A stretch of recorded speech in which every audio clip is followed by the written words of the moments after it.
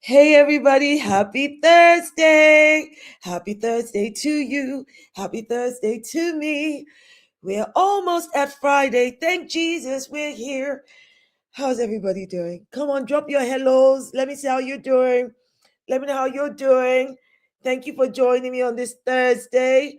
There's some mad stuff going on.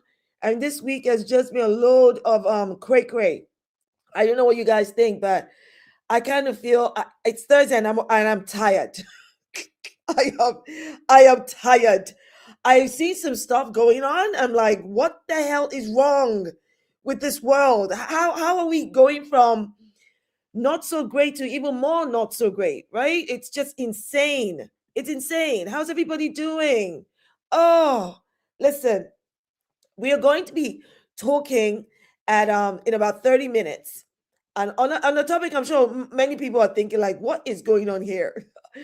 Angelica Ross will be joining me to have a whole conversation about Kamala Harris and whether she will be running in 2028. Now, I know this whole conversation about US politics and Kamala Harris it's going to be ongoing. It's going to be a rolling thing, all right? But so I'm really pleased that Angelica Ross will be joining us to start the conversation. But I do want to touch on a number of things with you guys, okay? I want to see how the heck we got here. Now, are you guys aware? Hey, hello for dropping a like. How you guys doing? Oh, thank you for your comments. Drop your comments. Let me know who's in the room. Make yourself visible. Okay, look. I want to talk about this because I don't know if you guys have seen some of the videos. If you guys have seen some of the videos coming out of South Africa, have you seen some of the videos coming out of South Africa? You know what? Before I get to those videos, I think I just want to cleanse my timeline right now because there's just been too much madness. So let me start with this. I want to talk about Zara Mamdani, actually. You guys be like, why do you want to talk about Zoran right now? If I can just get access to my thingy, I want to see how, I don't know if you guys did some of the videos of him with kids and Obama. I'm trying to see if I can get hold of that video. For some reason, I can't seem to access it here. If we could have the video of Zoran, I know the essay clips are Miss T, aren't they? They're absolutely terrible. The essay clips. I just want to wait for more people to come on before I show them those clips. Can I get the video of Zora Mamdani and the kids on my screen, please? Because I don't know what's happening at my end here for some reason. I don't know what is going on, but you know what? You know how it's like. But yeah, I agree. I don't understand how those clips can be coming now, especially at this time. Keep coming on. Before I start talking some more, I want some more people to join us. And then, so if you need to go grab some tea, please do so.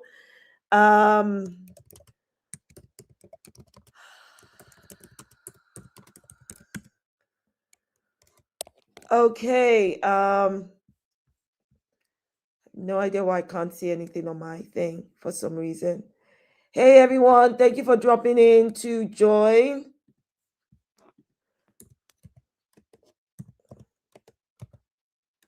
How's everybody doing?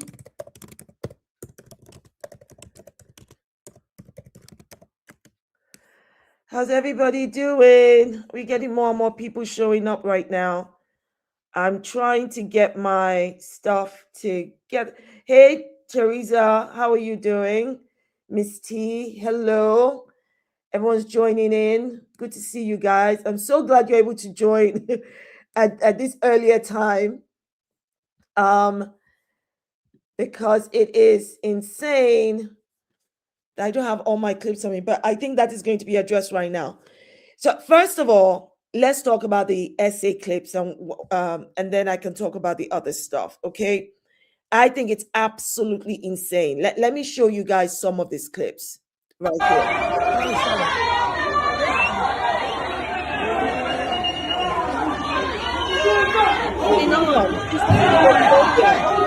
They're beating up Africans. Why? Why are you beating up Africans? They're coming to study and work in your country. Assaulting them because they're running businesses. What the hell is this? This is so unbelievably wrong. It's so evil. Why aren't they giving this energy? Why don't you to this energy on white South Africans?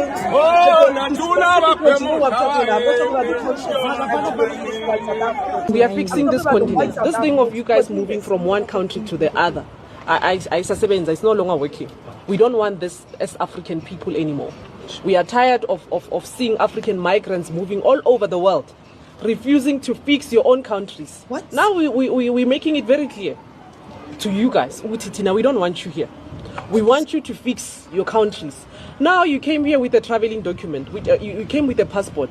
You know that you are a visitor, but now you decided to come and integrate in our communities. You know very well that what you have done is wrong. How many children do you have here? What? We can come to Ghana and do what you're doing. Passport. Eh? Now you are carrying a bucket. It's 11 a.m. You are supposed to be fighting the government of Ghana there to ensure that they are getting things right. How many of you know the role that West Africa played in helping free South Africa when it was suffocating under the apartheid?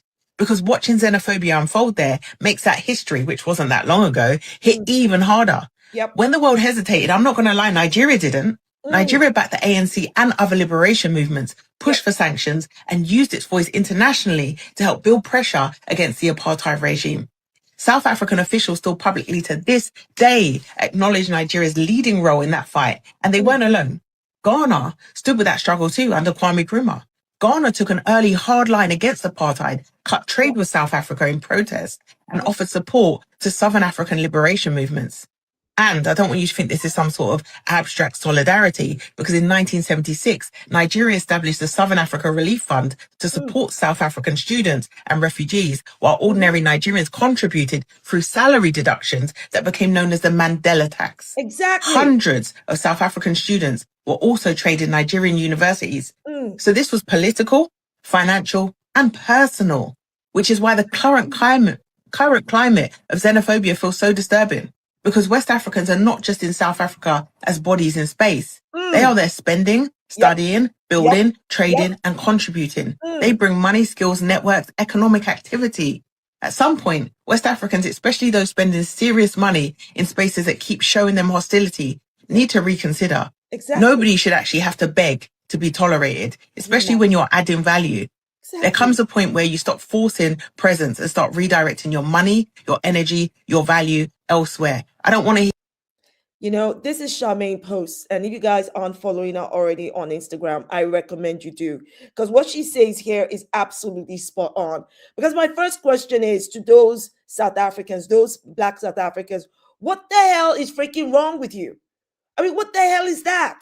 And did you guys hear her say to that Ghanaian, go fix your country? Like, are you mad? Have you fixed your own freaking country? Have you taken your resources back from the white South Africans who are sitting on it? The economic resources, the land resources, all of that. I mean, if all of these Africans packed their bags and went to moved back to their country, so to speak, Tell me, would you still be unemployed or would you be employed? I'm trying to understand how are they deliberately, these particular South Africans who are being xenophobic, are they willfully ignorant? Are they being deliberately obtuse?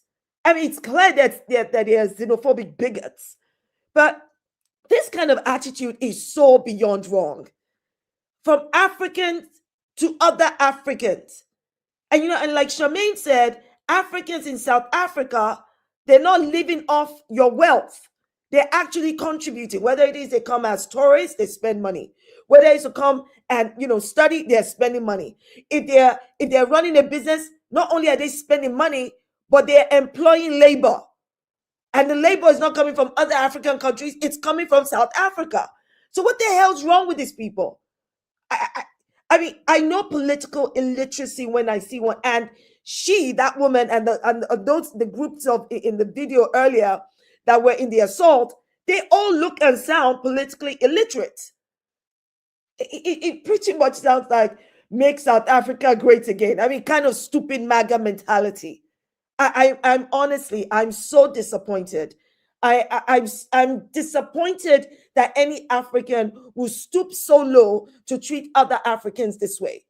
And as you heard from Charmaine, I mean, if some of you don't know, but please go do the research. African countries, especially West African countries, were there supporting South Africa all through apartheid, even cut off connection with white South Africa to make their point that they're against, the apartheid. So to now find Black South Africans treating Black Africans this way, it beggars belief. Look at how they're beating them. I remember reading a case where a Nigerian, I believe, was killed by South Africans, hoodwinked into driving them somewhere, and they killed him. What sort of freaking mentality is this? It seems to me like, Godfrey says, hey, Godfrey. Godfrey says, let me get some comments. We have lost our plot and solidarity as a people. The division is perverse. Our ancestors must be ashamed. No doubt. No freaking doubt. It's like the work of the white man and the white race is complete. When we turn against each other this way, it's as though everything they did from the transatlantic slave trade to colonization, it has come full circle. Because how do you explain this? Winston says education is needed.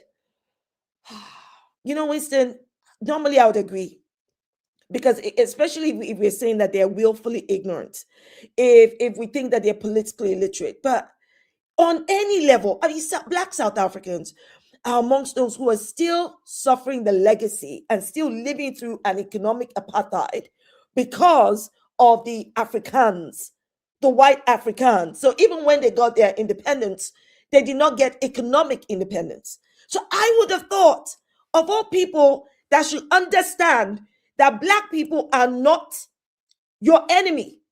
They are not your enemy. So they're not the ones you should be attacking. They're not the ones who are stripping you of resources or opportunities. If anything, their existence there is an investment. And let's not forget that there are many South Africans, many Black South Africans who have migrated to many African countries where they are studying, they're running businesses, they visit. Nobody's beating them up. Nobody's telling them to go fix their country. No one's doing that. It makes no sense to me. None whatsoever. Oh my goodness. Javed says, no, I know. Shocking, right? Shocking. Let's see. Fadila says, absolutely no. Whether it's Republicans or Democrats, they have the same policy. Oh, I think you're speaking about something else. I'm still talking about South Africa here. Look, the reality here is that we as Africans need to do better. This is so unacceptable. I mean, just watching that coming out of South Africa was just so disheartening. It makes me so angry. And look at the way they're beating up a man because they call him a foreigner instead of calling him a brother. That's a Black African beating up another Black African and treating him like he's an outsider. In the name of what? When he's not, when Africans are not the reasons black South Africans lack employment, lack resources, then black Africans are not the reason for your problem. Let me tell you right now, the cause of the problem is coming from inside the vegetable. The insect that eats. I'm trying to bring a Yoruba proverb, you know. Is it Eshishi tó ń jẹ ẹ̀fọ́ nínú ẹ̀fọ́ ló ń jẹ, which means that the insect that eats the vegetable lives inside the vegetable. So I think these South Africans who are being morosely and grossly politically illiterate and violent towards Africans, yeah, they need to get educated. They need to change their ways, because what they do not want is for other African nations to start to treat them the way that they're treating Africans. I promise you, if that starts, it will truly be a lonely place, because your enemy is inside Africa, inside South Africa, not outside South Africa. I mean, it really, really pisses me off. It's just really, really pisses me off. Yeah, let's see. Oh, yeah. Askar says, where is this energy towards the South African government who displaced so many of their countrymen and placed them in refugee camps? Ask them, what's the South African government doing to relieve the distress, economic distress you're in? Your healthcare system, the political system, the education system. You should be blaming your government. You should be blaming those who sit on your economic resources. In fact, if anything, I would have thought that black South Africans should be working hand in hand with the white South Africans who are consciously anti-racist and who want to see a better South Africa. You should be working hand in hand with them. You should be, your stance should be against those who are against you. Not Africans who come in to live and work in your country and bring prosperity. I don't get it. I do not get it, honestly. Oh, let's see. Linford says, this has always been the plan of racism.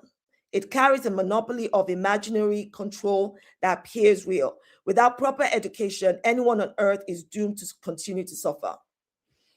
You know, that's why I say it's full circle, because everything, you know, the West, the colonizers and the enslavers started off with, it comes to full, you know, circle when we start to attack each other. It beggars belief. It's so disheartening and shocking to watch.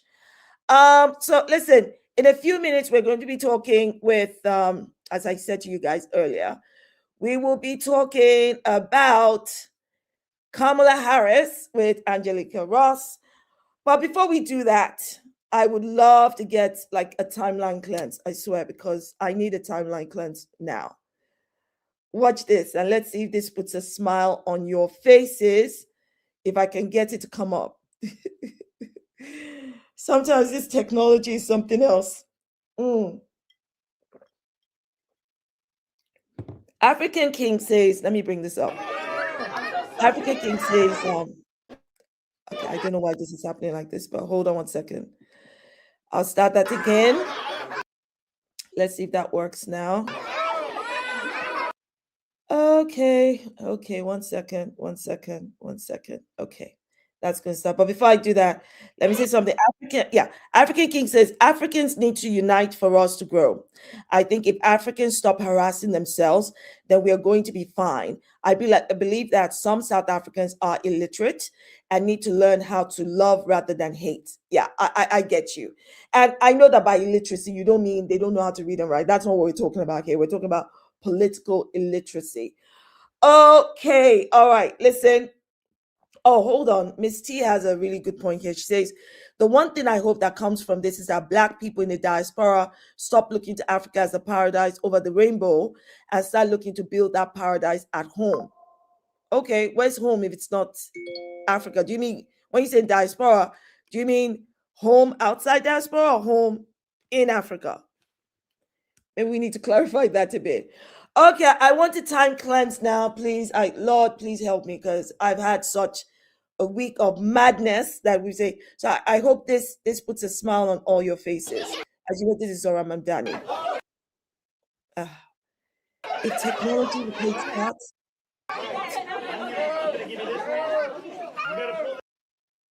I don't know if you guys can see this properly. It's not showing up as. So basically, he's with a bunch of school kids. They're having loads of fun, and they're trying to lift him up and carry him. And here he is at the other end. I know that's in Ghana, but this is really about Zoran. Here Zoran is lifting up other kids, and he's also playing with them. I think Zoran Mamdani will make a great dad. What do you guys think?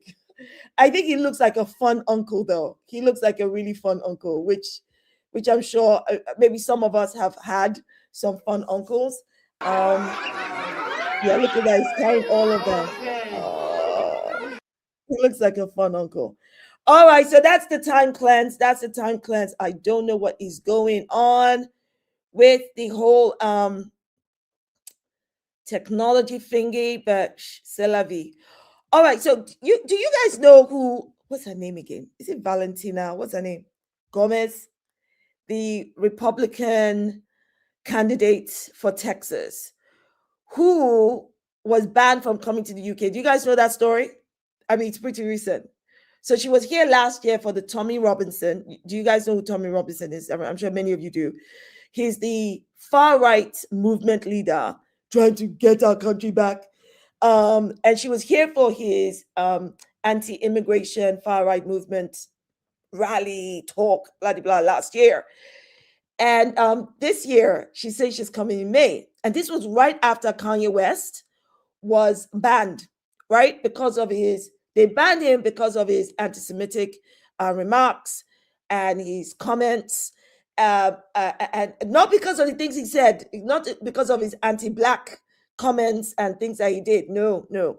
This was solely about the anti-Semitic comments he had made and statements he had made, which were anti-Semitic. Okay, so there's no question whether he was being anti-Semitic or not. He was.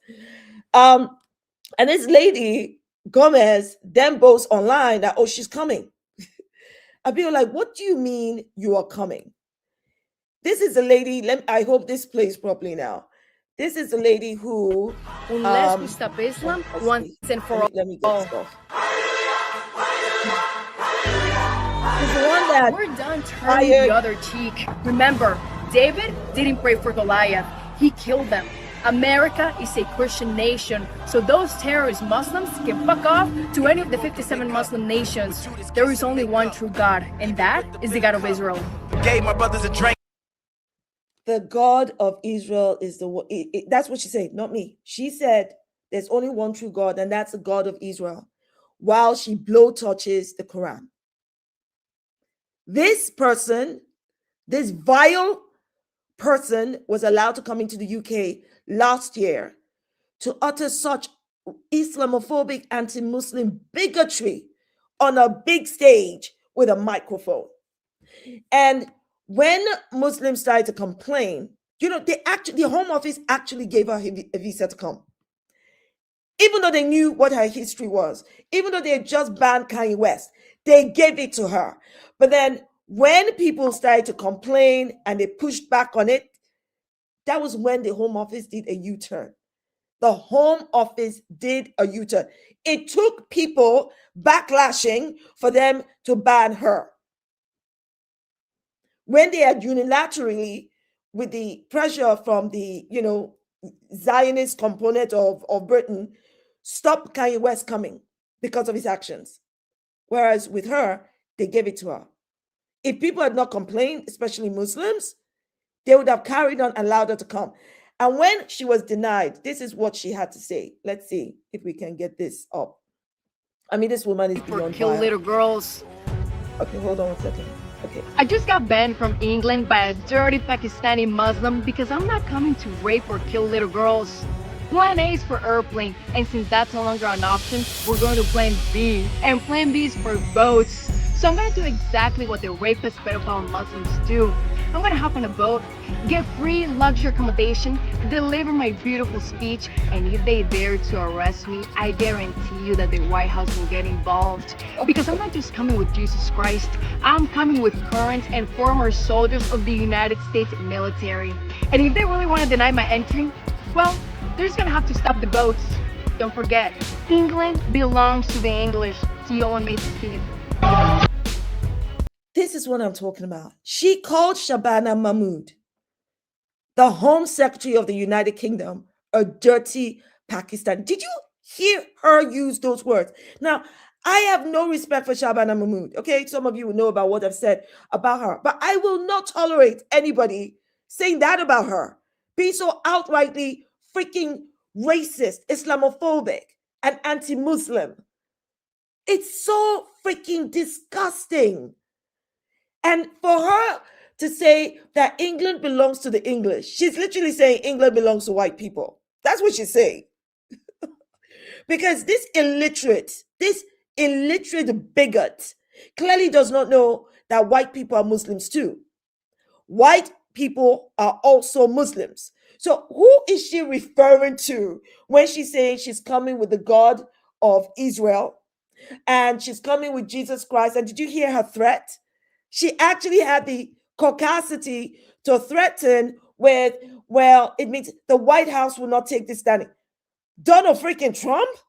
I mean, last time I checked, this is the United Kingdom of Scotland, Wales, England, and Northern Ireland, not the United Kingdom of the United States. It beggars belief. But this is what happens. This is what happens when we tolerate bigotry, when we kowtow to other countries. She has the temerity to threaten the United Kingdom with Trump. That tells you everything you need to know. Because if Keir Starmer wasn't being the political prostitute that he is, if he had the moral backbone to stand up to Donald Trump, she would know that that would not work. She would know. Overga says, Plan B, your mother should have taken a Plan B on. Oh, my word. I mean, she just utterly disgraced herself. No wonder she lost the election. No wonder nobody was paying attention and giving her the chance. And I think even Trump isn't paying that much attention to her either. It's she's an embarrassment.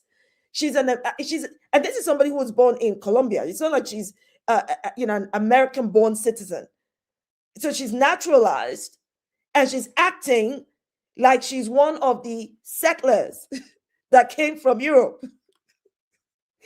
I swear, let me tell you right now, it never fails to amuse me the depth to which those who will kowtow to, white supremacy will go. It just never fails to amuse me. And they think that they're part of the plan. They think they're part of the, a part of the system. And they're always shocked when that's not the case. And for her to think that she can bring this bigotry to the United Kingdom. I mean, we have our own brand of bigotry, as you all know. And our own brand of bigotry, racism, and all of the isms is on a huge scale. So we do not need to import any from America. We're very fine, thank you. We're trying to eradicate the evil that we have. We don't need to bring more from America. For what reason? It's just shocking behavior, utterly shocking behavior. Let's see. Mimi says, Mimi, let me get your comment here. Mimi says, no, America is made up of more racist and misogynistic MFKS, I think you mean mother, than any other country in the world. If she's nominated by Democrats, the party would die. No, she's Republican. She's not Democrat. Oh, no. She's very much Republican. And I think you would agree that should be where her home is, right? I don't see her being part of any of these other things. So it makes sense. It absolutely makes sense. So we will soon start our conversation with Angelica Ross. Oh, I believe Angelica is with us. Let me see. Oh my God. Gorgeousness galore has arrived. Let me get her on here. Sis, look at you. Look at you, looking fine and looking fly. This is what we like to see. Thank you so much. And not a drop of makeup to be seen. It's just one of those days where a girl is just, this is what the girls like to call wash face, because sometimes the girls that can't take the trans girls, want to come into our comment section, and anytime we want to get, done up and be like, of course you need all that makeup. I'm like, sweetie, it helps both of us. But if we really want to go there, girls, Take a closer look. Love it, love it. Look at this. Look at you looking all natural. I mean, some of us had to put on some lip gloss so we don't look older than our age. Oh, please.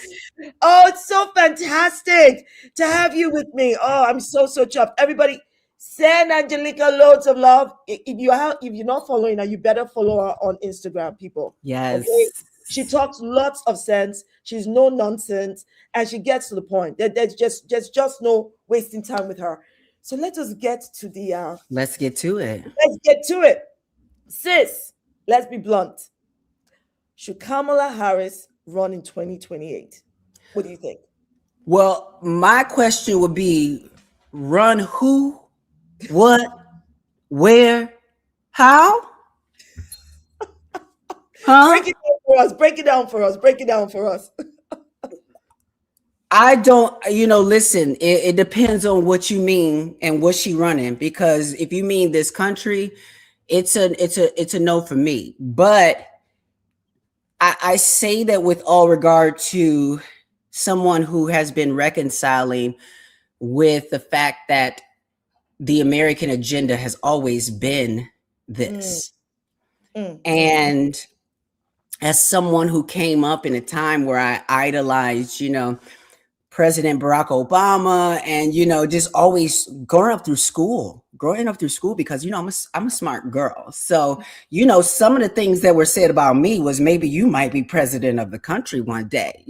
People did use but the thing is that then I kind of you realize even the aspiration of that, if it is in truth, there's a lot of questions that folks should be asking, and you, as someone who's running for that position, should be ready, willing, and able to answer. And so I just find it very interesting. There have been various public figures who have really shocked me with their inability to be prepared for the questions. What you mean? Because if we're running by any metrics, any measurements, any level of accountability, when we say we want to make America great again, well, then what is greatness? And if that's greatness, how can we measure up to that thing? Because I know one thing is that I am a leader within my community, but I'm only such because I'm accountable to the leadership and to the community. And so the reality is I can't sit around here calling myself a great leader if I'm not accountable what it means to be great. And so we I just think that we've just woken up. People are just now waking up. I think they're just now ready to stop blaming me, Amanda Seals, and other third-party voters and things like that for the current, some of them still drinking on the Kool-Aid and applauding Cory Booker as he stands up and blames again blames the voters, blames the people for letting this man in the house when y'all the ones who let him in the house with 34 convicted felonies. You're the one let him in the house, even though on the record it said that you cannot be president and be an insurrectionist. So y'all just thought y'all had an easy alley-oop and thought you was going to put this dummy up here and that you were going to easily win and the people would easily choose you over that dummy. Exactly. Because you know what? I mean, you're absolutely right. My observation of the American elections is that it's so similar to UK elections. And I'll tell you why. I'm sure. It felt to me like the Democrats were overly dependent on voters being more afraid of a Republican presidential candidate, i.e. Trump, instead of actually offering a compelling future, a compelling position, a change, a direction that will make people go, okay, you have also learned from where you've gone wrong, and you're not relying on us just hating Trump. Let me tell you something. One thing I can't stand is somebody that can only point out a problem. I'll be working on teams sometimes, and I'll be like, listen, I'm a Black trans woman. You think I don't see that? So what we're not going to do is sit here and commiserate and talk about the boogeyman and the problem. What are we going to do? Yes. What are your solutions? Oh, you have none? Oh, then don't waste my time. But surely this has to be the conversation people are having now, because I've seen the different videos where Kamala Harris is asked directly whether or not she's going to run in 2028. She doesn't give a direct response, so it's like she's kind of teasing and saying, "I'm going to think about it. I'm still figuring things out." And I don't know if you saw the video where they tried to catch Zora Mamdani to kind of give like an early endorsement, but the guy is smart. He kind of I dodged haven't, the yeah, I the didn't whole. see it. Yeah. He did it brilliantly. So, but I'm thinking that right now, especially for the over, is it the 90% of Black Americans who voted for Kamala Harris, what would they be processing now in terms of what's our option? Who is our option? Is that option Kamala Harris? Do the Democrats have a real alternative? Are they no? Are the Democrats the real alternative, or are they controlled opposition?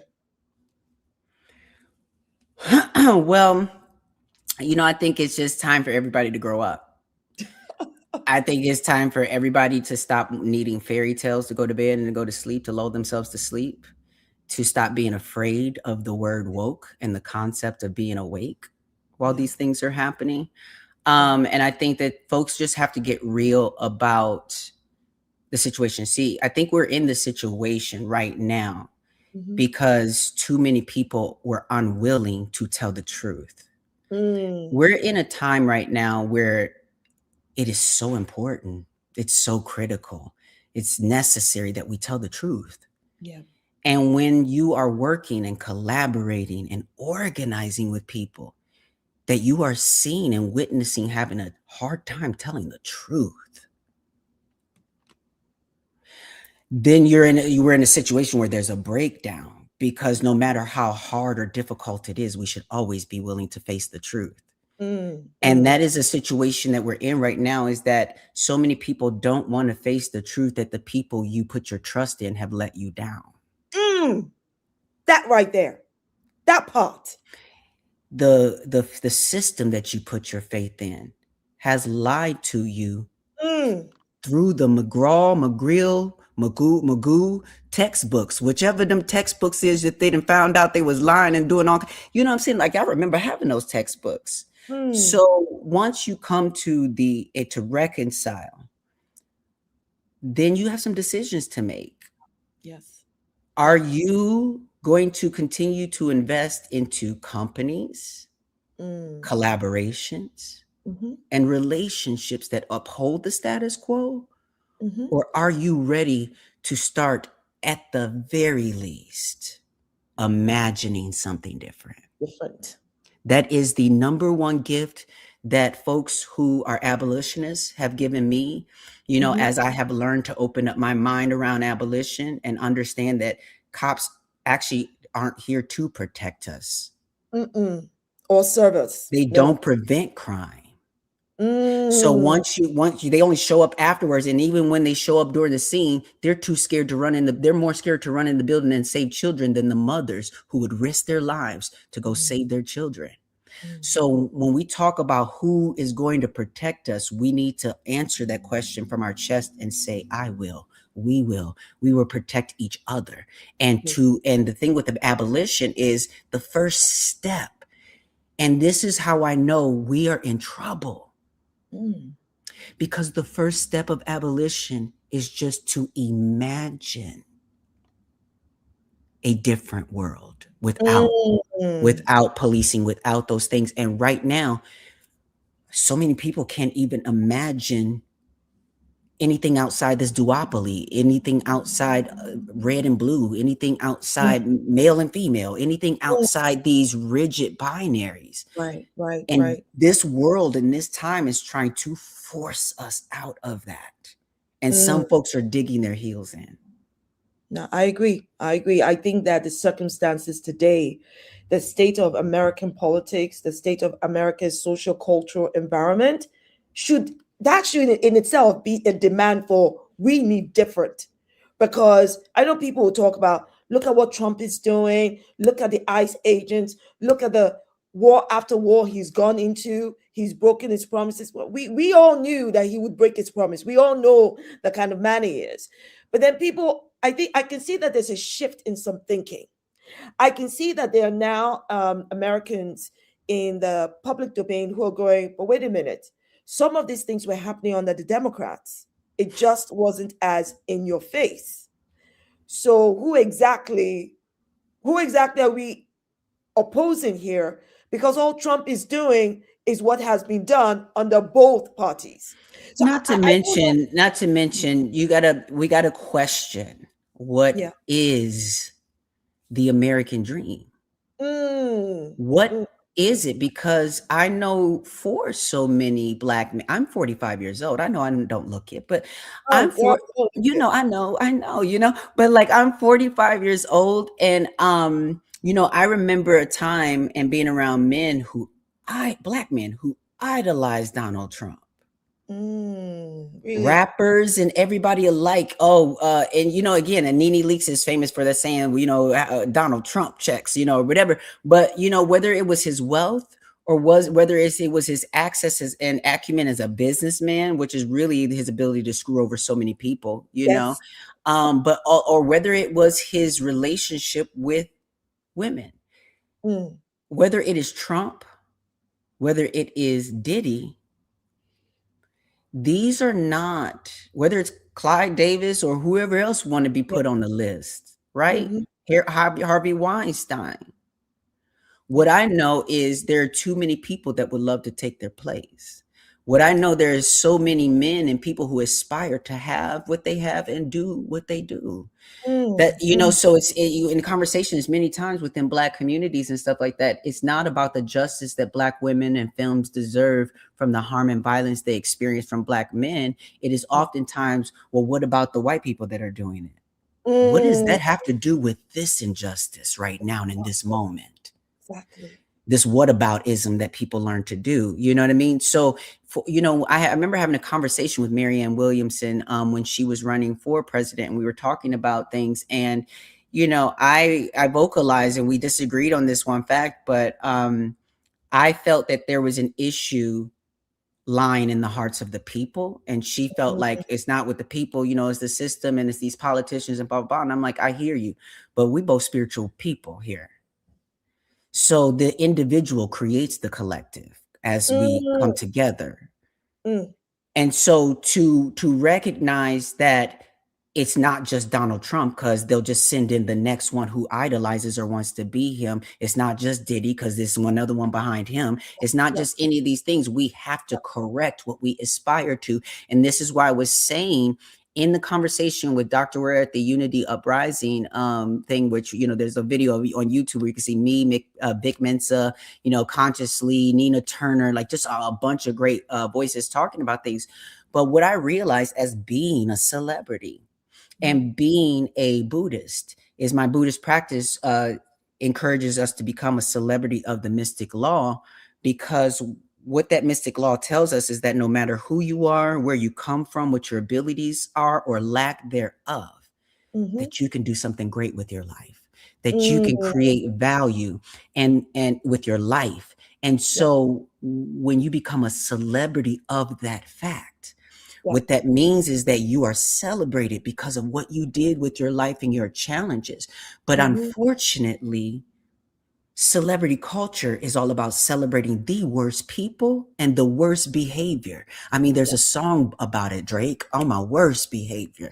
You understand what I'm saying? So all I'm saying is that what needs to happen is we as a people, this is what I say as a Black trans woman, I'm here to tell us all that everybody can get a slice of responsibility, and that we all have to take responsibility by having the ability to respond. So this ain't just about Trump. This ain't just about Hakeem Jeffries. This ain't just about that company or this person or whatever. What's your response? Right.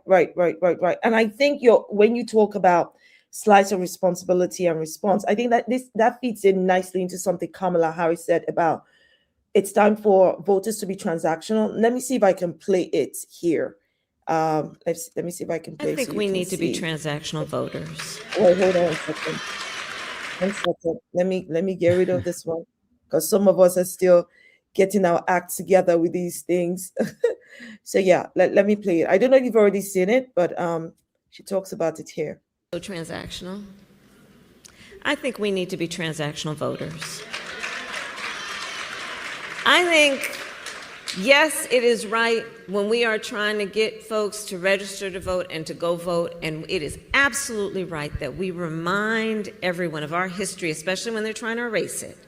We remind people of the lives, the bloodshed on the Edmund Pettus Bridge, the sacrifice of those young people at the lunch counter, the assassination of Dr. King. There are so many things that we must remember about history so that what compels us to vote includes not only our civic duty, but honoring the ancestors. Yes, and here's what I'm suggesting in addition.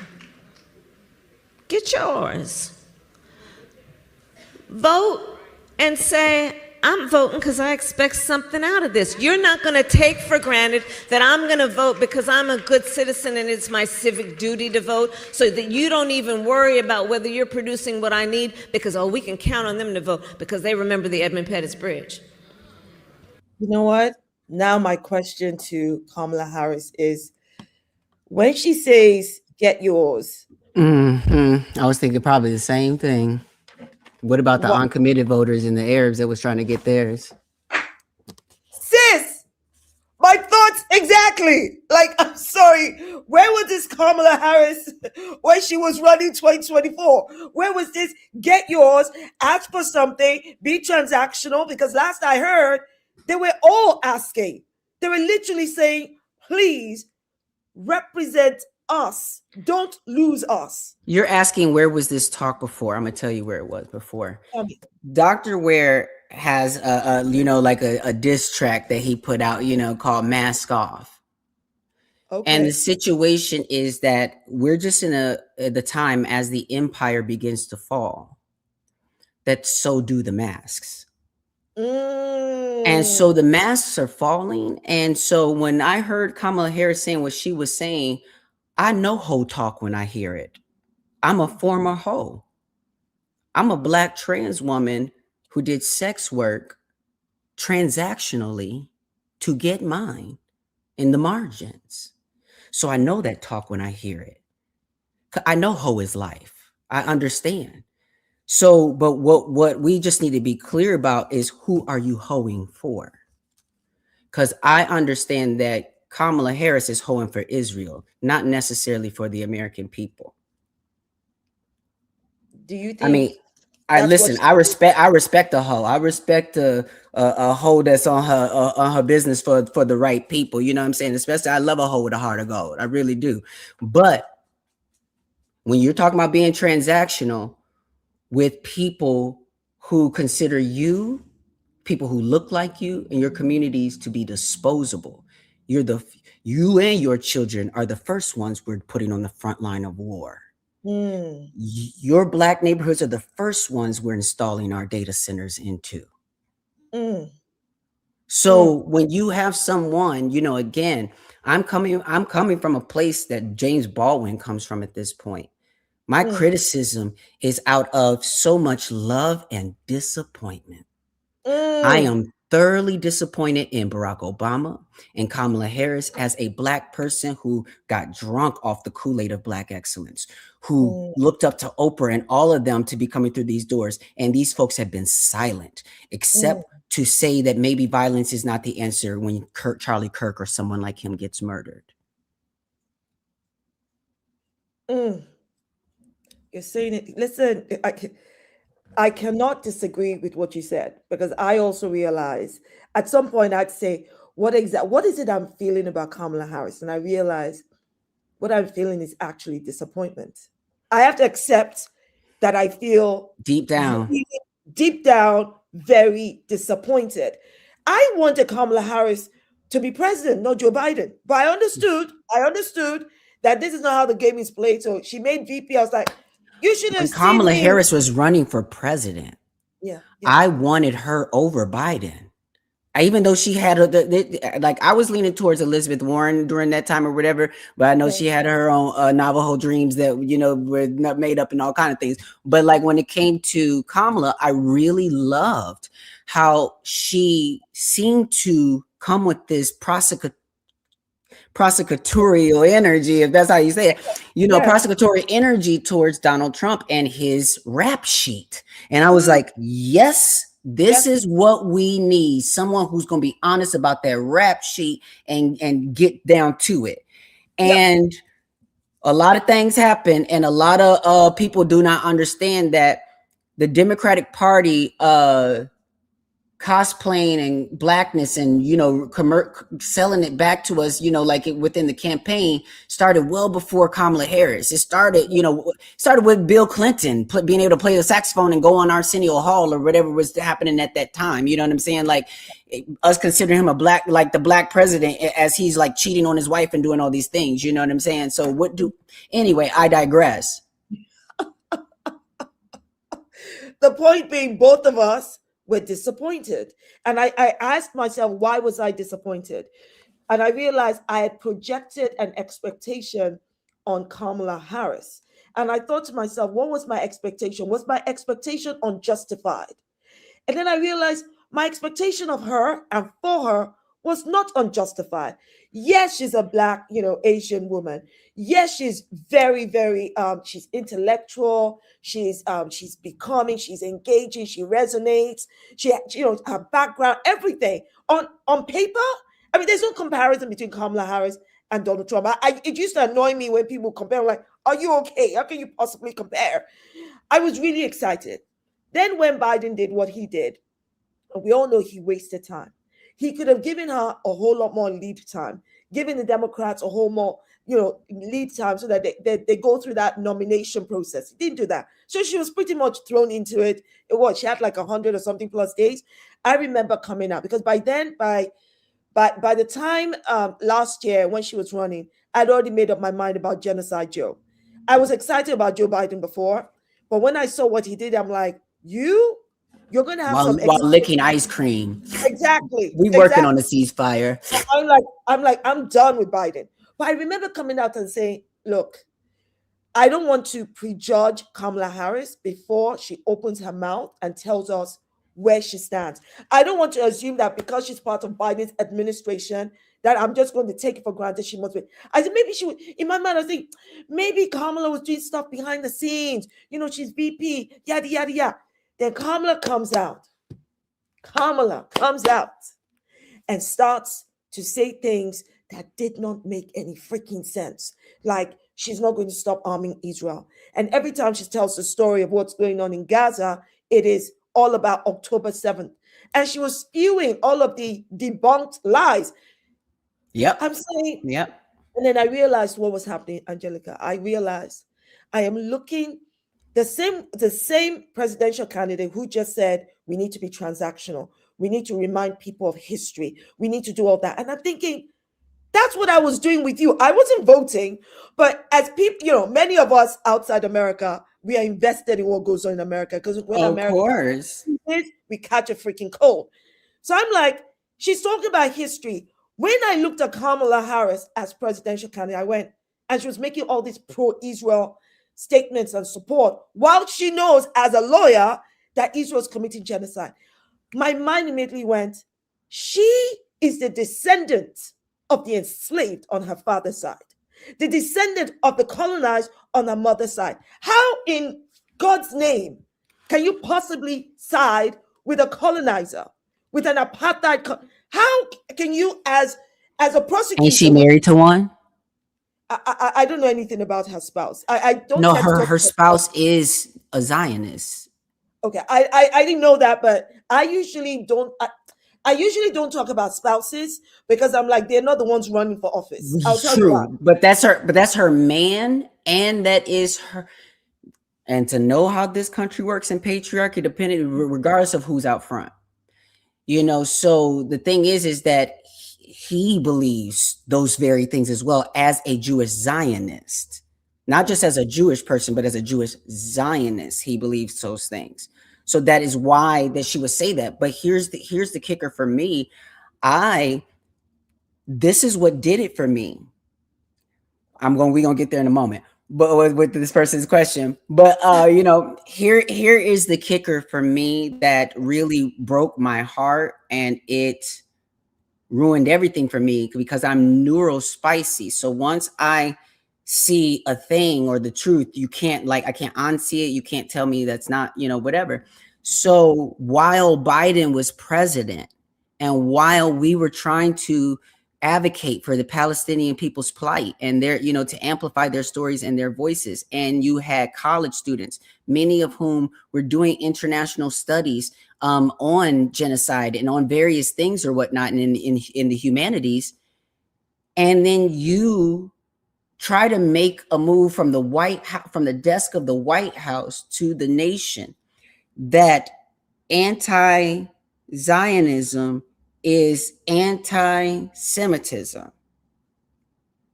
and conflating these things.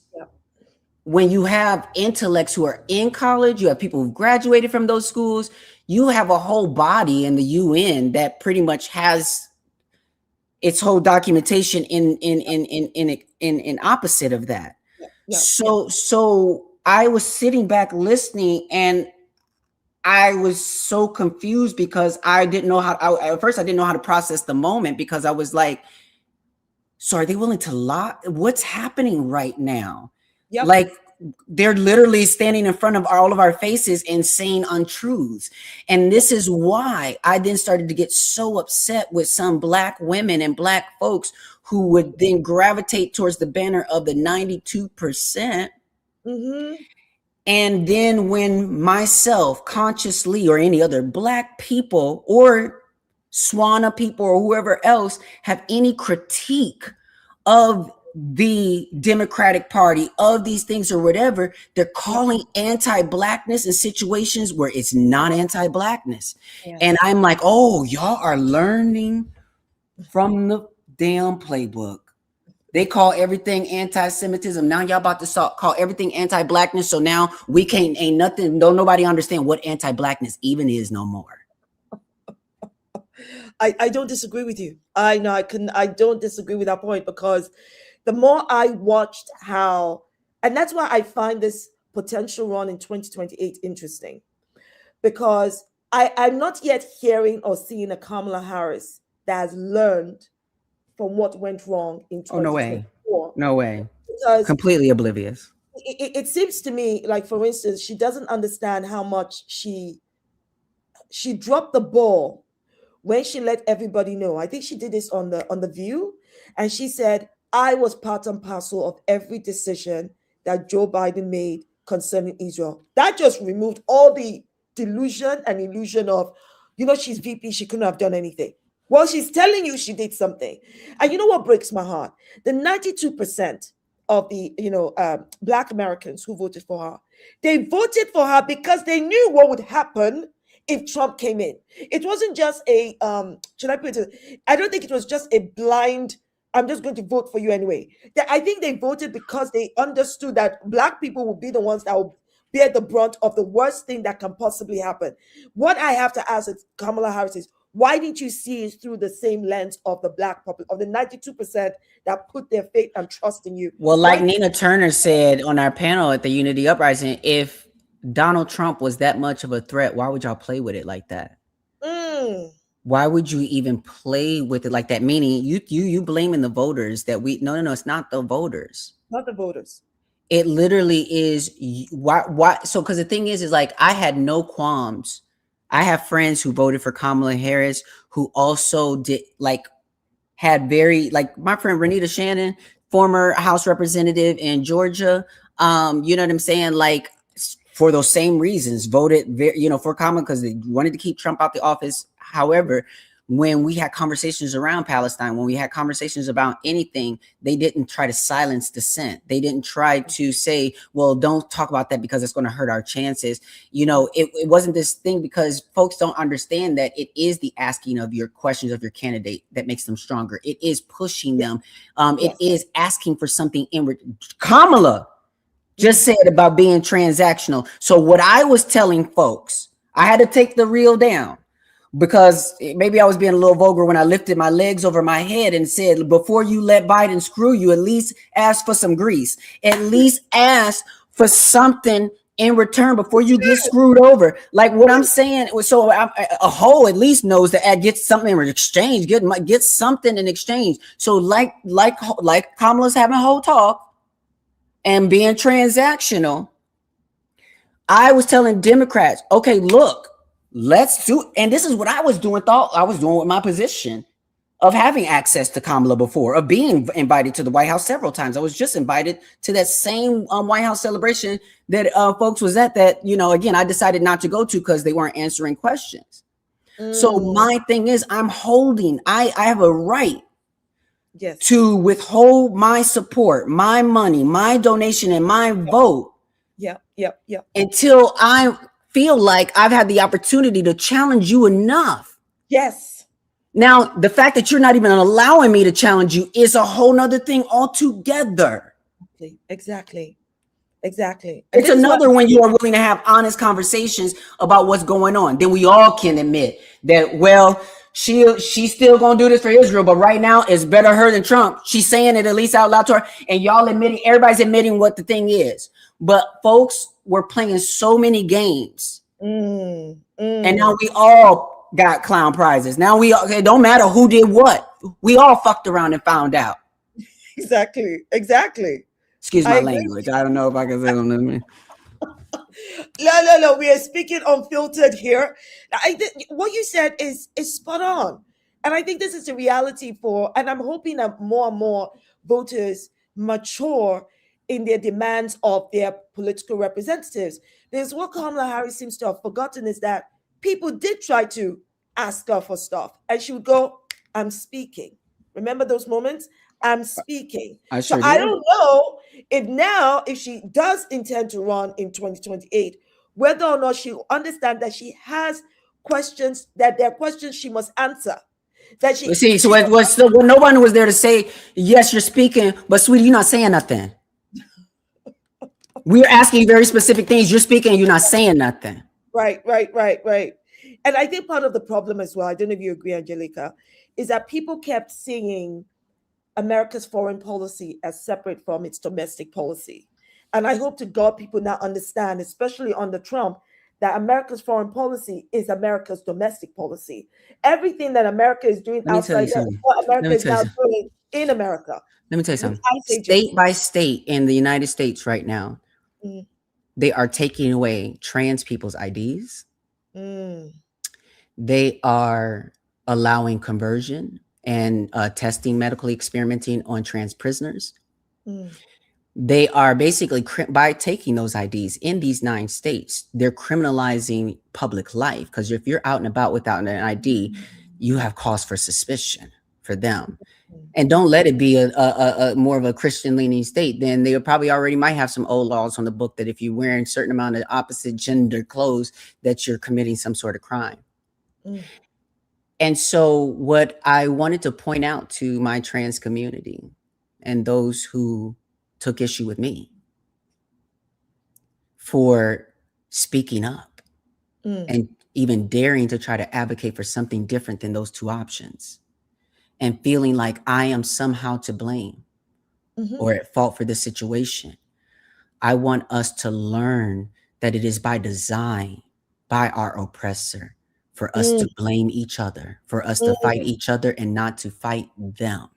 And I want them to understand that the purpose is to gravitate more towards the things we have in common versus our differences, exploiting our differences, because that's what they're doing, is exploiting our differences.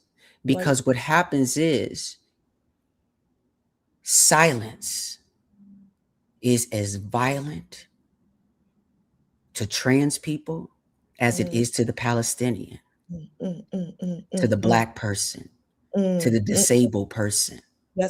So the fact that we aren't seeing our allies who are talking about protect the dolls, as me and India Moore were talking about, what is a doll? A plastic thing you pick up to play with and put back down. Mm. You don't even know what a doll is. You don't Mm-hmm. even know who the dolls are. And so what I would say again to our folks is, to that feeling that we felt, that silence that we have heard as we are screaming out into the void for our allies to speak up for us, to say something, to do something. Mm-hmm. Yep. Now you know how some people felt, even on a more drastic scale, as bombs were like, you know, so until we truly live up to the moniker that none of us are free, until all of us are free. Exactly. And still, until we stop thinking that's some sort of cliche that, you know, whatever, they're going to try to continue to pick us off one by one. I think so. While they prepare their bunkers. Because their power. And what's the most insidious thing that I have? Again, I've seen too much. I've seen behind the curtain in Oz. Right. And what I know is, whether it's the government or whether it's Hollywood, so much of this has been manufactured. The consent is manufactured through binge television, shows like Fallout, or reality TV shows where people are just competing to pay their medical bills. Yeah. This is the Hunger Games. This is the current status quo. And there are some people who just feel so powerless within this. And I get it, because yesterday I fully broke down. Ugly cry, snot, like my chest. I mean, I just was so overwhelmed with grief. And the grief I felt was this distance between my purpose and my impact, and the capacity of this body, and the capacity of this lifetime, and me having to wrestle with my ego and wrestle with my self to settle myself, to, especially as someone who has ADHD and my mind runs at a certain pace, you know, to settle myself in this race that is not a marathon. I mean, that is not a sprint, that is a marathon, you know. And to be in this space, to understand that I am pulling at this thread. I am one of those people in history that are pulling at this thing, trying to dismantle it, but I may not see it completely dismantle in my lifetime. Yep. And there are various reasons for that. Yep. And so I not only need to provide myself grace, but I need to try to provide others grace who are also just moving through fear. Yep. True. And everything you just said, I think it encapsulates what everybody else's fear of their representation is. So that fits in. I think it's spot on about those who are afraid because of being targeted because of their faith, that they're Muslims. Those who are being targeted because of the color of their skin or their immigration status. People are living in real fear. You never know who you're going to come across. What bigots will have some kind of power on the street, on the bus, you know, in your workplace, to just say no to you, because none of this is stopping the femicide. None of this is stopping straight cis men from killing their wives and their children. Right. On high levels of politics, to corporate boardrooms, to everywhere. Yep. So you know, we have an issue that people want to put identity politics around, and people have gotten it so twisted. They've allowed Republicans and conservatives to twist the very nature of why we needed to identify. It wasn't to get stuck there. It was to find direction. And so they're literally weaponizing identity in the space. And now folks do get stuck on their identities. That's why folks couldn't really fully show up to question when you say we the people, when you talk about being an American citizen, there's a responsibility that comes along with that. So there's a lot of people are abdicating that responsibility any way they can, or whoever they think is to blame. Yeah. We all got a piece of this. I agree. Would you then say that politicians like Zoran Mamdani, let me say his full name, Zoran Kwame Mamdani, let's not forget he's an African brother. Do you think that politicians like him are a breath of fresh air, because in his own way, I don't think, in his own way, Zoran is showing that it is possible to be a different kind of politician, to move against the grain in his, it's like he's doing it in his own way and saying, this is what I stand for. I'm not moving with the herd. So when you see politicians like him, or here in the United Kingdom, we've got the Zach Polanski, who is the Green Party, he's a Green Party leader over here. He moves against the grain. He's not moving with the herd, right? So when you see politicians like him, you go of politicians like Kamala Harris, the Joe Bidens, all of them, Cory Booker, all of them, Hakeem Jeffries. You're like, why can't you move against the grain? Why are you moving like a herd? Why can't you be different? Because now the existence of politicians like Zach Polanski and Zoran Mamdani is making people ask, so it is possible to have better representation. Do you think?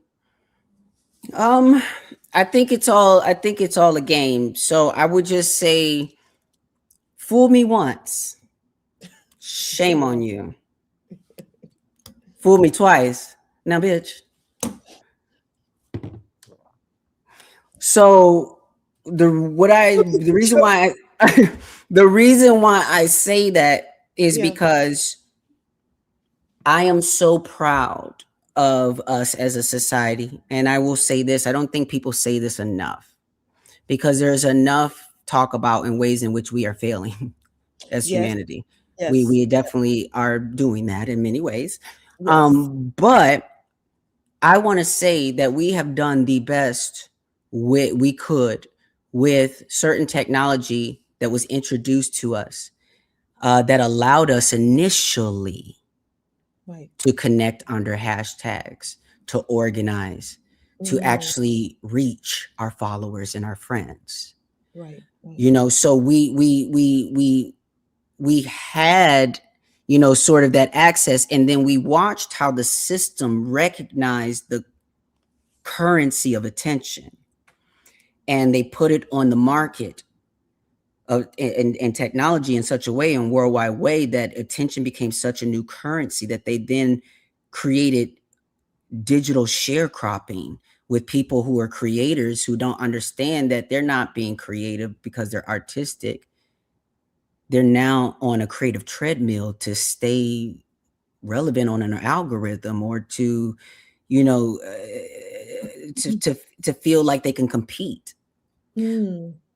So I think that with these tools, we've realized there's a digital warfare going on, just like there's spiritual warfare, there's all these different warfare going on.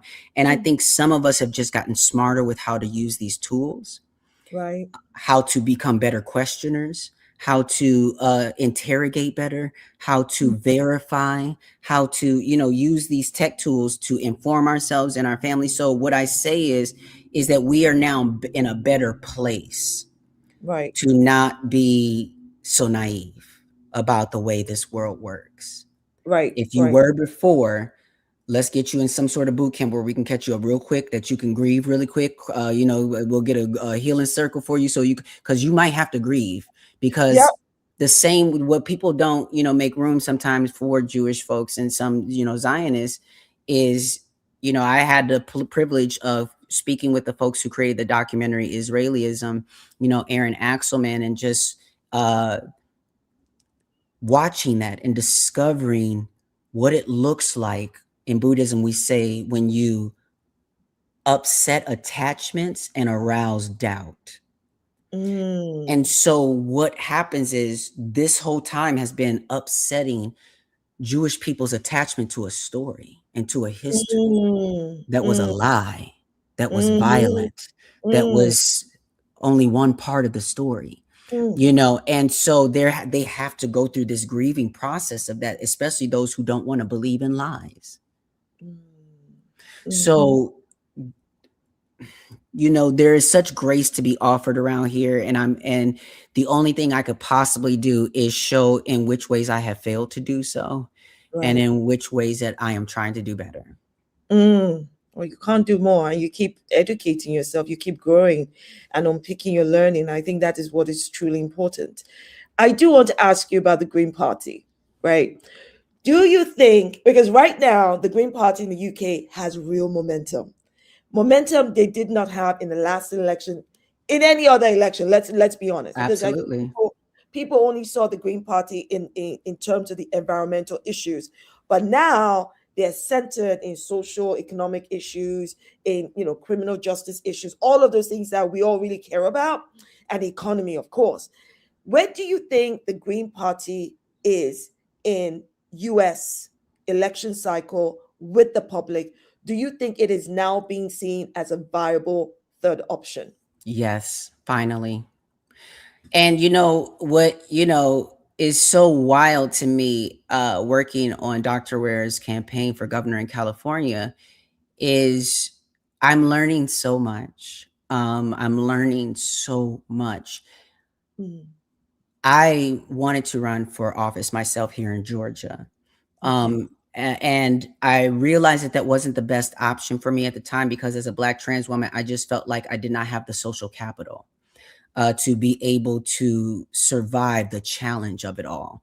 I didn't have the certain type of support that I would need to be in that hot seat. And being on Dr. Ware's team, I was correct in the sense that, like, I'm glad I get to be so close to him every day. I'm like his first call that he's making when he's, after he's done doing his prayers, and we start to strategize and talk about the day.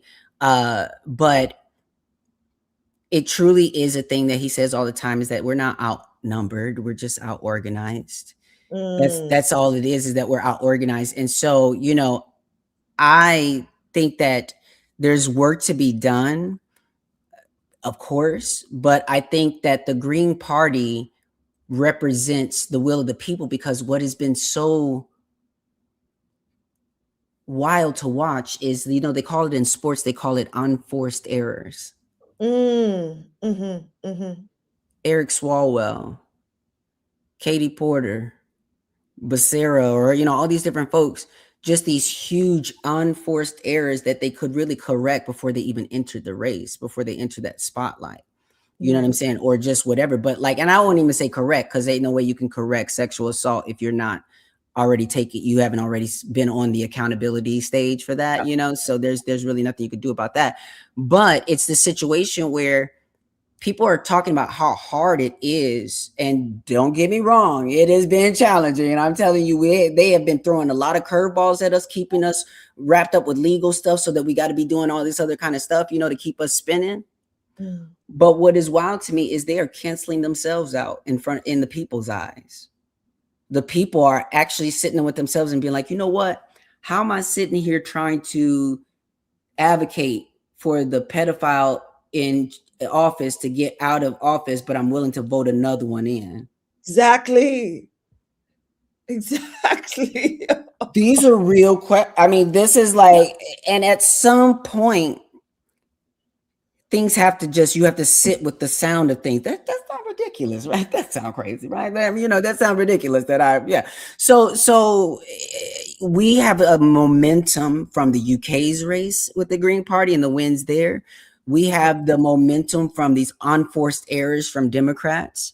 And we really, I think the people have been looking for in case of emergency, the exit button or whatever, and the exit button we have is the write-in. It's literally a part of the structure of our voting ballot. There's always a write-in space. So as far as I'm concerned, Dr. Ware is always still on the ballot and in this race if you want him to be. And so and what I've learned too is that change is a decision. It is. I learned that. And all you need to do is decide. Because what I learned too through Wicked, that broke my heart, watching that dang on sequel to Wicked. I waited all that time to watch that sequel, and then had my heart broken when the Wiz talking about, listen, I'll tell him whatever you want me to tell him, but it ain't gonna make no difference. And he said, the truth is just what we all agree on. So if that's the case, do we agree that pedophiles should be running our country and predators? Are we in agreement with that? So I think at this point, in this Green Party candidate, there's Carolyn Miss, who wrote a book called Sacred Contracts. Talks about many times how we don't understand how we unconsciously get into these agreements and contracts that can be broken, that can be rewritten. We don't have to agree to this. I don't agree to this. I hear you. I'm very impressed by Dr. Butch Ware. We had him on a few weeks ago. Yes, I saw. Yes. He's such an impressive, and I mean impressive, leader. He's one of those, I would say, political leaders who centers humanity. Yes. And that you do not see. That's why he's being attacked and being called a transphobe. Can you really? How can he be called a transphobe? How? Because there was this dumb interview he did back in 2024 when he was running for SVP with I think with Jill Stein. And there was like a gotcha kind of question that was set up where the interviewer phrased a question to him about, does he agree with having biological men in women's sports? And that got him tripped up because, and I said to him, me and him had some conversations. Yeah. Because after that interview aired, baby, I reached right out because I knew that wasn't in his heart. Yes. I knew that was something he didn't even understand what was happening there, and the question that was being asked and how to dissect that. Someone who is a professor and is so eloquent at the way they dissect history and connect and make the connections and the correlations. Right. What I've now been able to help him understand is how fascist language and framing seeps into our politic, even our personal politic. And so how we have to always be vigilant about how we talk about things and know where that language and framing comes from. So once we started to sort of correct those things, I had to frame for him that we don't even want to leave these decisions up to who you think are the experts, medical experts in the Olympics, because they too are anti-Black and transphobic towards cis women. Cis Black women. And so the standards of which they have held have kept cis Black women out of being able to compete because they said they were too much, had too much testosterone or something like that. So once we understand what's being said and how to advocate intersectionally, you realize that all we're doing here is learning how to better live up to none of us without all of us. How we're learning to better understand that when I'm talking about my own pain, I understand I understand how someone else's pain, I can have empathy. I can learn what that is. Yes. Yeah, no, I totally agree with you. I hope that I think I understood from Dr. Butchware that Jill Stein isn't running in the next election. So who's the new quote unquote leader? Because I know Butchware is running for California governorship. I'm not sure who the new Green Party leader is. Or has there been a new election? I am your leader. Okay, now I am your leader. I'm your new Green Party. No, I'm kidding. But no, but what I will say is that there have been lots of conversations behind the scenes with the leadership of the Green Party.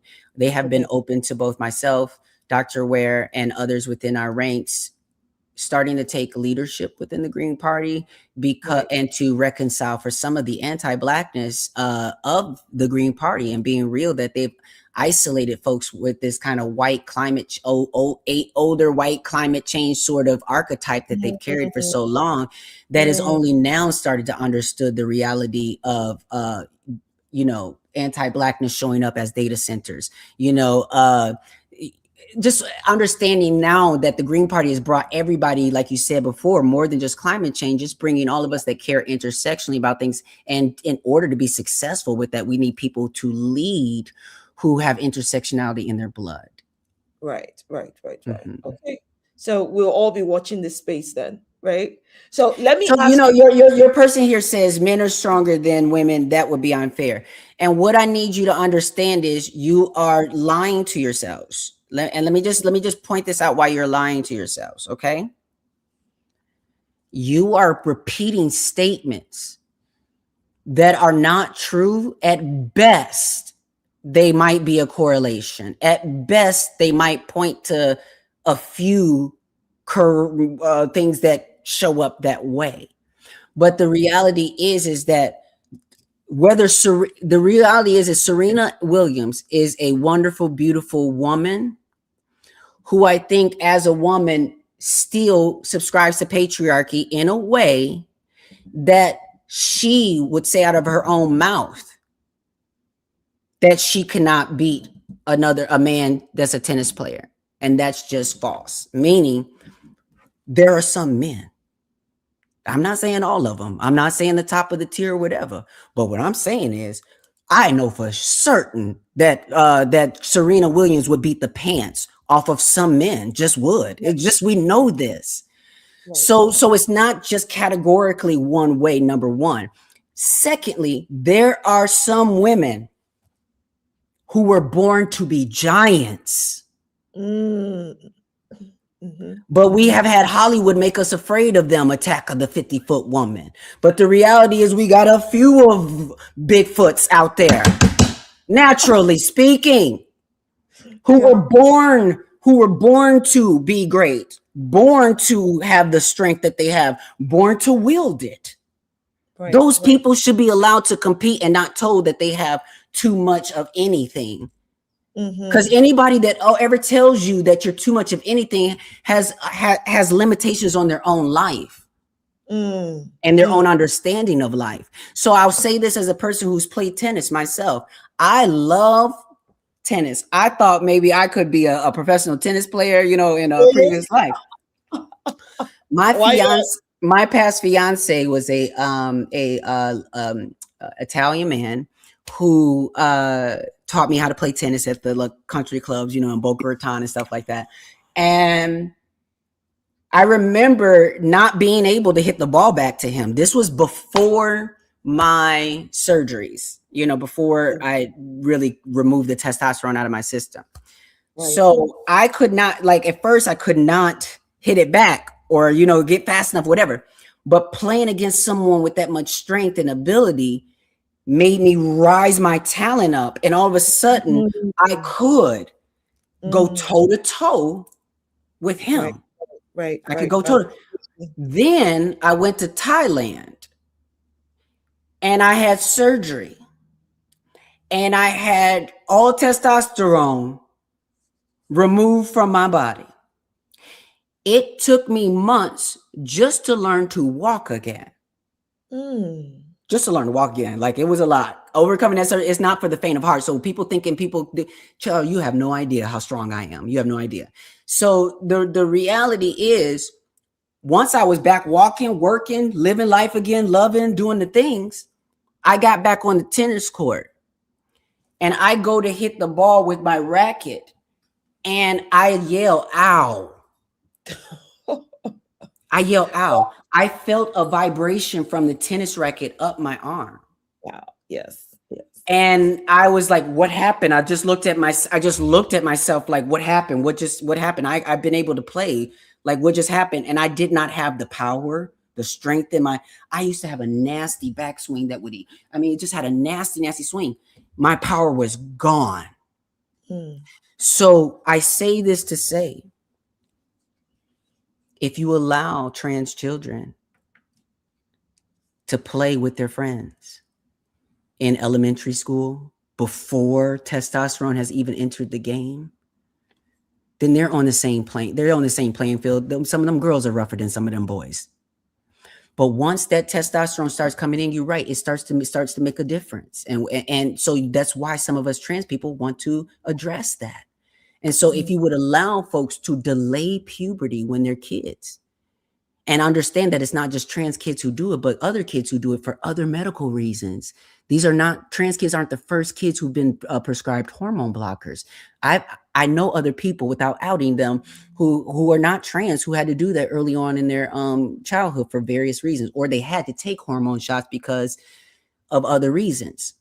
And so there are reasons we actually do give children hormones. The pediatricians have been doing that forever. All they're doing is delaying until they're 18 years old. And now the reality is that people have not wanted to be honest about the conversation that they just don't want trans people to exist. They don't want us as adults to have the right to be, and to be public, and to be out, and to be open. They want to go back to a time where we were their secrets and their sex slaves and all these different things, and we just came out at night. So when you understand this hormone difference, is if you allow people to have agency over their body. And if you hear me out there as women, hear me say that I want you to have agency, but I want agency too. I think one of the questions you said you would answer later was by Virgo. This was Angelica. What is your opinion on trans using female toilets and trans in sports? You kind of I already talked about the trans in sports, but trans people in using, let's say, female toilets. So here's the issue, is that we're really just not, we're talking up here, and we're not getting down to what you're really saying. Because when you say trans females, what do you think about trans females using, trans female toilets? We're not talking about what you really are saying. What you're saying is, are we going to be able to protect women from men? Because what's happening is so many people do not want to affirm trans women as women.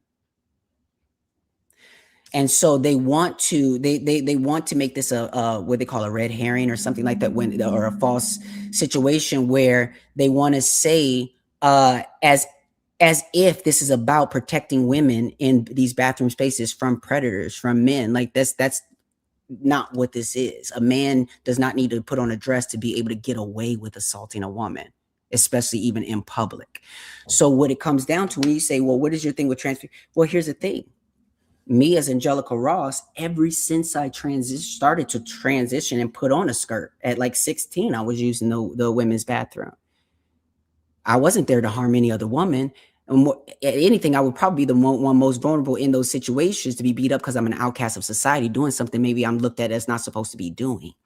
But I ended up creating community from being a young trans girl to a young trans woman. And so what that also means is there's a difference between me and Caitlyn Jenner. There's a difference between me and trans people who are trans in theory and not in practice. So you need to break that down. You need to break that one up for them. Because Virgo, who asked that question, said, I'm gay, I have no problem with the trans community, but children need to be left alone. I think this was to your point earlier about kids. But that's what what they're not realizing is,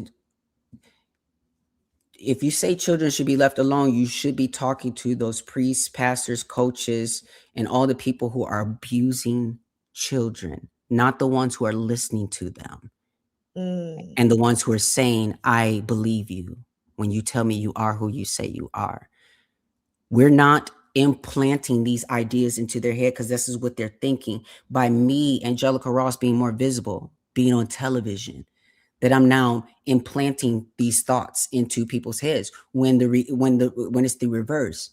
I am who I am without having the role models I needed to see on TV. I didn't have someone to be able to look up to see, to be those things. But when I was able to find those community to point me in that right direction, it helped me become who I was supposed to be. And as you can see, knowing me as Angelica Ross, I'm still nothing like many people, other trans women in my community. I'm not trying to be an archetype or stereotype. I'm just trying to be me. So when it comes to trans women using bathrooms, I've always used those bathrooms, but I will say to other trans people, it's about creating a community of safety. So if you want to use the bathroom as a trans woman, but have no regard for the safety of cisgender women, then you're in the wrong space. And you're completely need to start over, because you don't understand what this journey is all about and what it means to be in community with other women. And this is something that cis women can be perpetrators of, is not being in community with other women. Do you understand what I'm saying? And holding us all to very toxic situations and standards. Somali here says, you understand, he actually starts off, you're a doctor. Okay, so when you say I'm a doctor, I don't know if it's me you're directing that to, but I'm not a medical doctor, but that's besides the point. They're saying big decisions. They're saying this is where make decisions as a child. This is where people are getting way off track. There's no big decision. So here's the decision. In order to start becoming an abolitionist and understanding that first step is imagination. And the situation is that we are limiting and killing our children's imaginations first. And the thing is that they imagine being all kind of things, get to play with, oh, I'm a superhero, I'm a sorcerer, a magician, I'm this, that, and the third. And not, again, comparing this to trans as this thing. But what I'm saying is that children are going to tell you who, wait 1 second. So, because I wanted to, I'm trying to look at one of these comments, because there was a comment that big decision, thank you. Yes. So, because the situation is that there is no big decision. The biggest that decision is equivalent to like deciding what to wear to school, and some of these kids, they allow them to wear princess outfit, costume, different things or whatever. That's it. That's the big decision. There is no medical decision. They're not operating on children. None of these medical things, they're not operating on them. At the most that they're giving them are hormone blockers until they're 18 years old. Even taking hormone blockers can be reversed. So let me just tell you one thing. Some of y'all are allowing your children to make bigger decisions than that. Whether it's breast implants or nose jobs at 16, whether that's doing drugs or alcohol, as long as they're in your home, whether that's having sex. And those things are big decisions that have big consequences. We have to understand that if we learn how to be better guides for our children, we don't have to make every decision so fearful, and that things, when we understand that change is possible, but we live in a space that understands risk is something we can't afford, especially as Black or marginalized people. But as children, we've got to let them discover and tell us, because they're the ones. I don't know how to explain it, but through evolution, it's like they're the ones who are going to carry us forward. So we have to listen to the ways in which the world is being filtered through new eyes. That's why Zen Buddhism, even though I'm not a Zen Buddhist, but like I value their framework of beginner's mind. They have that for a reason. I mean, it's interesting just listening to you the last 10 minutes, and I'm glad you're able to answer some of the comments in here. That I don't think many people hear voices like yours from the trans community. And I'll tell you why. Because usually the voices they hear are at the other end who are saying this very thing that they're afraid of, without you just kind of brought some kind of, it's not about even being rational. It's like, no, actually, this is what I'm saying. Because you are not saying children should have surgery. You say, no, actually, this is what happens. Nobody's giving them surgery. They're getting blockers, and those blockers can actually be reversed. Now, as a parent, I am very much of the mind that, I mean, I've got 3 kids, and I'm very much of the mind that there's certain decisions that my children can't make. I know that they can't because they're kids. That's that. But I've learned so much being a parent But I think that we're using, again, this is where I want to correct our language and framework around things, because we're making it seem as if being trans is a decision. No. So that's not what I'm talking about. Right. No. I know that you're talking about whether they're taking whether they're doing any, or because when it comes to stuff like that, I think like any other medical procedure, every adult in their life will go, okay, there are more questions to ask, there are more things to, so, and I think that would apply in any kind of any situation, any kind of surgical position. Weighing surgery for to correct anything. Is this the right move to do? Yes. Exactly. So I think that people do have that kind of knee-jerk reaction when they hear a child. No, hold up a second. What's going on here? Because there's so much they don't even understand about what it is to be trans or the lived experiences of trans people. There's so much I'm learning. My oldest daughter, she is very much trans activist. She educates me on stuff, right? All the time. That's wonderful. So I've also learned, okay, I need to learn, especially as a parent with growing kids. I've learned to like open my mind up more because I've realized there's so much that I'm bringing baggage from what I think. I'm 50. I know I don't look it, but we do. No, you don't. No. But I'm bringing baggage from what I think or how I think people live, and you're trying to protect children, whether they're yours or not. So I think it's interesting the analogies you brought into the discussion that I've not heard before. For instance, because think about it this way. I'm someone, again, like I do say a lot of things different than my community because I believe being trans is a spiritual calling. And so in doing so, I think that it also has to be accepted. And if it's not accepted, we can move through this space in very superficial ways that cause other challenges. So we're not always in the same conversation when it comes to these things. But what I will say, especially for kids and for parents of trans kids, I recently just went through this myself. Again, like I just said, I just had a breakdown yesterday because I was so overwhelmed with the big picture of it all, and really had to bring myself back down to accept again the journey. And so in order to accept the journey of transition and of being trans, what people don't know or focus on or understand is that when a trans person shows up in an environment, it is now a process that has begun almost like a chemical relaxer or something or whatever, but it's a process that's happened that is now going to change everyone. The rate at which it changes them, how deep the change goes, is up to how people show up and respond to that situation. So what I say to some parents and some trans people and some trans kids is understanding that we are going to have some kids who are going to be born into this world without supportive parents. What we as the trans and LGBT community need to be focused on and making sure is not trying to overstep those parents' rights over their children, but it is to prepare a world for them to step into once they come of age that does not make them, again, more vulnerable to a life that they weren't a part of, in the sense of people taking advantage of them in all the ways that can happen in these communities and whatnot.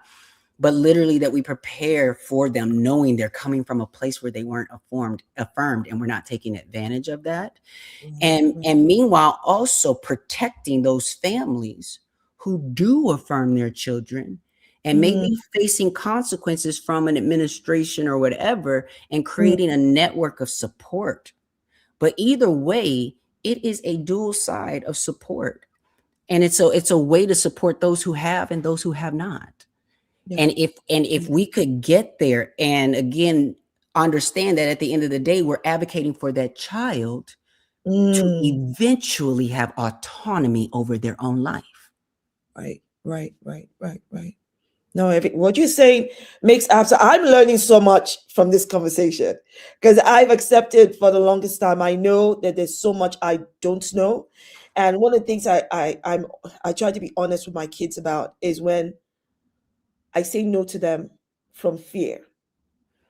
I tell my kids, I'm afraid. I'm afraid because I don't know. I'm afraid because I'm worried. I'm afraid because blah blah blah.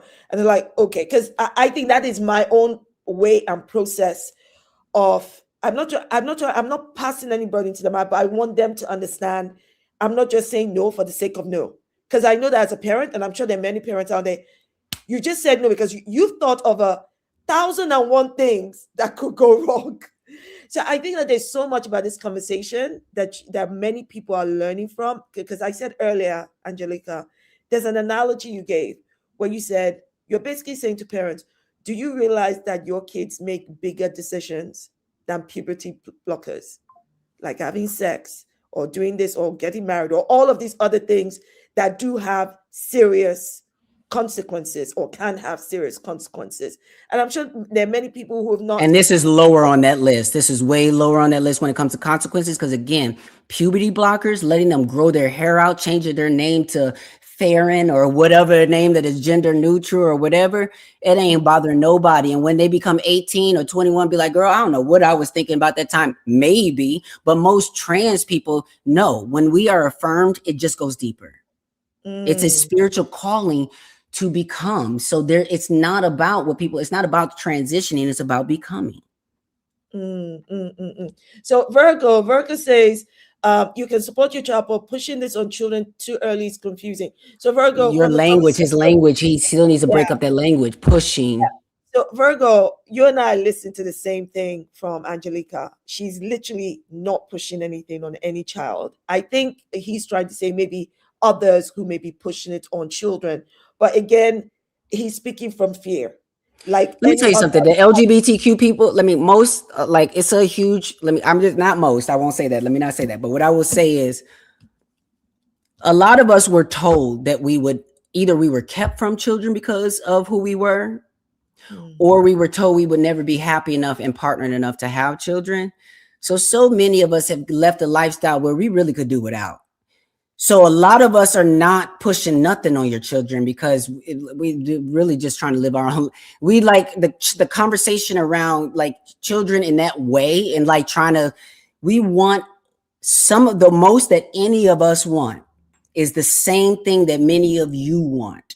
And that is to prevent the child in you, or that, having that child in you that experienced what you experienced, whether it was abuse, whether it was this or that, to have a better chance this time around.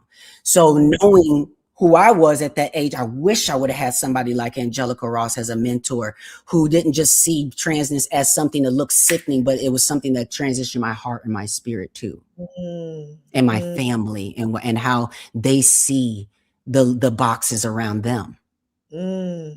I hear you. In fact, Sly Stoner, I don't know if that's your real name. I'm sure you're not Sly, but maybe it's Stoner. Says, I really like the way, Angelica. Oh, he was she/he, probably because not sure of your pronouns. Yeah. So he is definitely not one of them.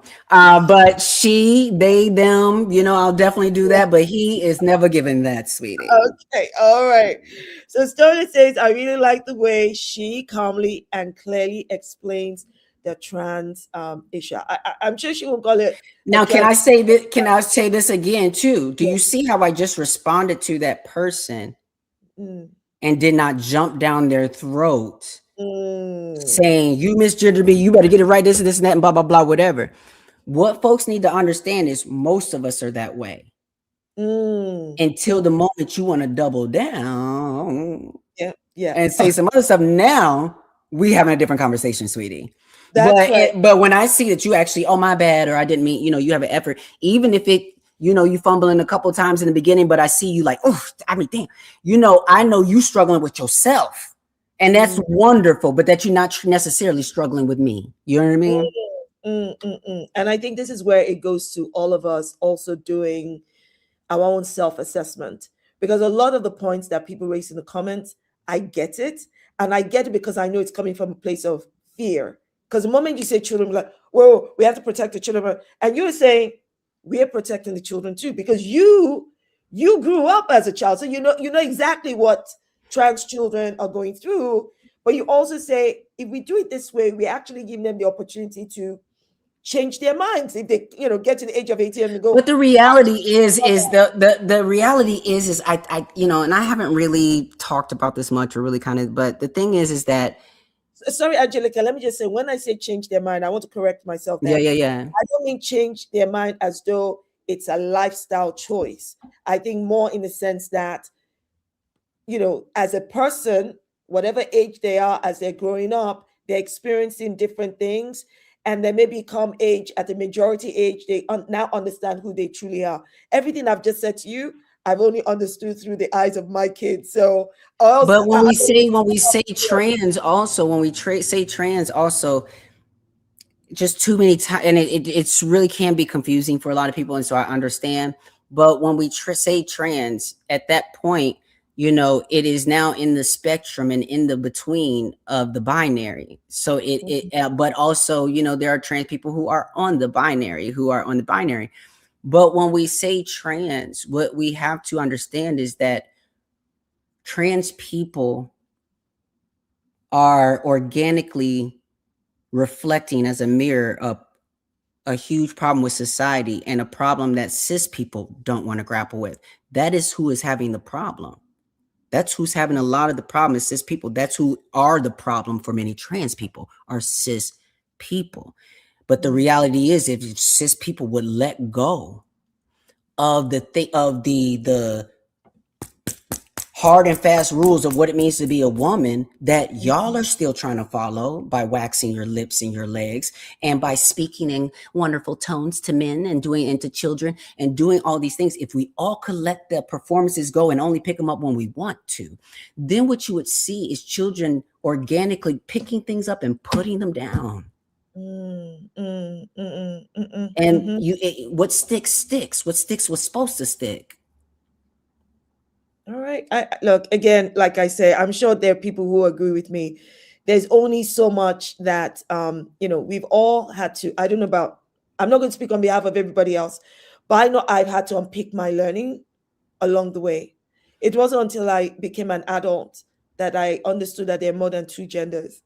It wasn't until I became an adult that I even learned about things like, things like pronouns.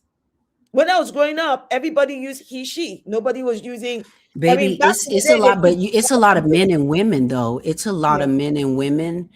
Low key, I've met some of them or whatever, and I know a lot. There's some people who are passing.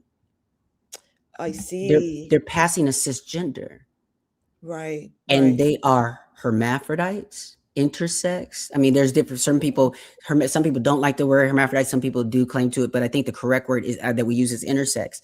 But like, there are people who are intersex who are walking around under the label of lesbian, right? But I've met some folks, and in the comfort of them being able to really talk to me, told me they were interested, told me of their medical history of how their parents made decisions and blah, blah, blah. And how still some of their parents even treat them bad, even though they know they have a imbalance that's actually natural chemically. The doctor showed it to them and said, which way do you want to go? So the reality is we got to understand everything is not seen, in the sense that when a mom has a child, there are hormonal things that are creating the very unique experience that is that human life. So some of those things, you're going to see that balance in certain ways internally in chromosomes, and some ways you're going to see that balance differently on the outside. But it's all beautiful. It's all valuable. Right. I think there's because I've had you on here even longer than we're definitely doing African time now, Angelica, because we're having a conversation. But it's a question that keeps coming up here that people want you to please answer, and I think your best answer rather than me try. And that question is, hold on one second. Let me go to Pamela Mullins. Pamela says, "What does cis people mean?" And a number of people have asked in the comments, "What is cis?" CIS. Sis, it took me a while, and my daughter had to sit me down and go, "Mommy, this is what." I'm like, "But why must you call me sis? Why am I cis? Explain it to me." So please break it down. I finally understand, but please break it down for our audience. Can I just point out I just want to highlight and point the place where that question comes from. Why do you have to call me sis? Please do. Please. And so I want you to understand the plight of someone like myself. Why do you have to focus on me being trans? Why do I have to always identify when I walk into the room? Because you want to categorize me before I even open my mouth. And so the reality is that whether I am a fat woman, a skinny woman, a Black woman, a religious woman, a Orthodox woman, a trans woman, or a cis woman, I'm some kind of woman. Right. And I don't always need to or want to get down to the details, get down to all of the intersections that make me the woman that I am, right? There are something, so say for instance, there's a issue because cis and trans are more like descriptors or like adjective, these things that you add on to clarify, right? That's what I thought. That's also my belief. It is. But what happens is then now if you have the term cisgender and instead you want to say that to be cisgender it means like only cisgender women can have babies. A cisgender woman is this. She can do this. She can do that. So then that means I guess I have to clarify that as a cis woman, I'm infertile, so that you can now categorize me as not valuable to you in the picture of that you're framing for yourself and your family and your woman. And so we create problems where there are none, meaning some of us have children, some of us don't. Some of us are big, some of us are small.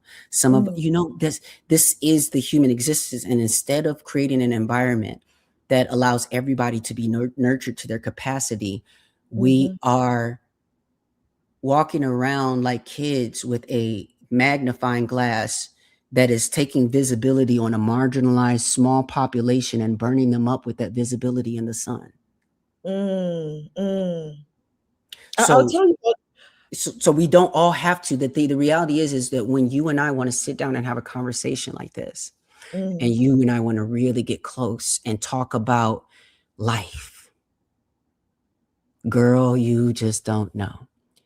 Then you can tell me, yeah, and as a cisgender woman, because what you're doing is telling me, I still respect that you're a woman, but I'm just telling you specifically as this kind of woman, that has had to deal with periods or has to deal with this or that. I have did this and blah, blah, blah, that. And so we can have these connections in ways that we don't bring up cis or trans until we want to connect on those issues or talk about those specifics. Those specific lived experiences. And that was my initial, that's always been my thinking, because I'll be honest with you, I always thought, look, the word woman is big enough for all of us. That was my thing from get-go. I thought we're a woman, period. Okay. Yes, some women can do certain things and maybe other women can't. And when I hear this whole argument about, well, if you're a woman, it means you can give birth. I'm like, well, hold up a second. There are women who can't give birth. They're biologically, my daughter has warned me by using the word biologically born versus non-biological. She's like, I know she gave me some sense, but I must have lost it along the way. No. It's that we're all working on our language. When you're showing that you're in progress, that's the best place to be. Like I'm not on Pierce Morgan. I'm not in a place where I'm like combating your ignorance. Some ignorance gets to show up in a way where it's reflected in my own ignorance as a trans woman. Right. I don't know everything about womanhood or whatever the case is, and I'm never claiming that I am just because I live my life as a woman. What I know is I missed out on a lot because my mother didn't consider me a woman. I missed out on a lot of guidance that could have protected me. Right. Well, that is so well said. And this is what is beautiful about this conversation we're having. And I hope so many people are learning as I am. The reality of the matter is that there are many, you're giggling. What did you see? But are you not categorizing me, calling me a cis gay man? I'm a man who happens to be gay. Sweetie, what you're missing is that these are just words that are not used until we use them. Right. So no one is categorizing you as anything. It literally is, if you want to explain that you were born assigned male at birth and you still identify as a male, that's all that means. That's all that means. And that's language my daughter uses. She says, assigned at birth and identify. As soon as she said it, was like, that's what she would say to me. Mommy, no, this is the language. I'm like, okay, I'm going to try to remember. Well, because I had no choice in when them checking that box for me. They checked it for me. I mean, I couldn't say nothing at the time, but once I started to develop language and I started saying stuff, what was happening was my daddy was like slapping my hand, was like, no, you don't mean that. What you mean is this. What you mean is that. So as a child, they were correcting my behavior and my language when I even said that I like this boy or this and that or whatever. They're like, no, you mean that you like, he's your favorite sports character, or, you know. Yeah.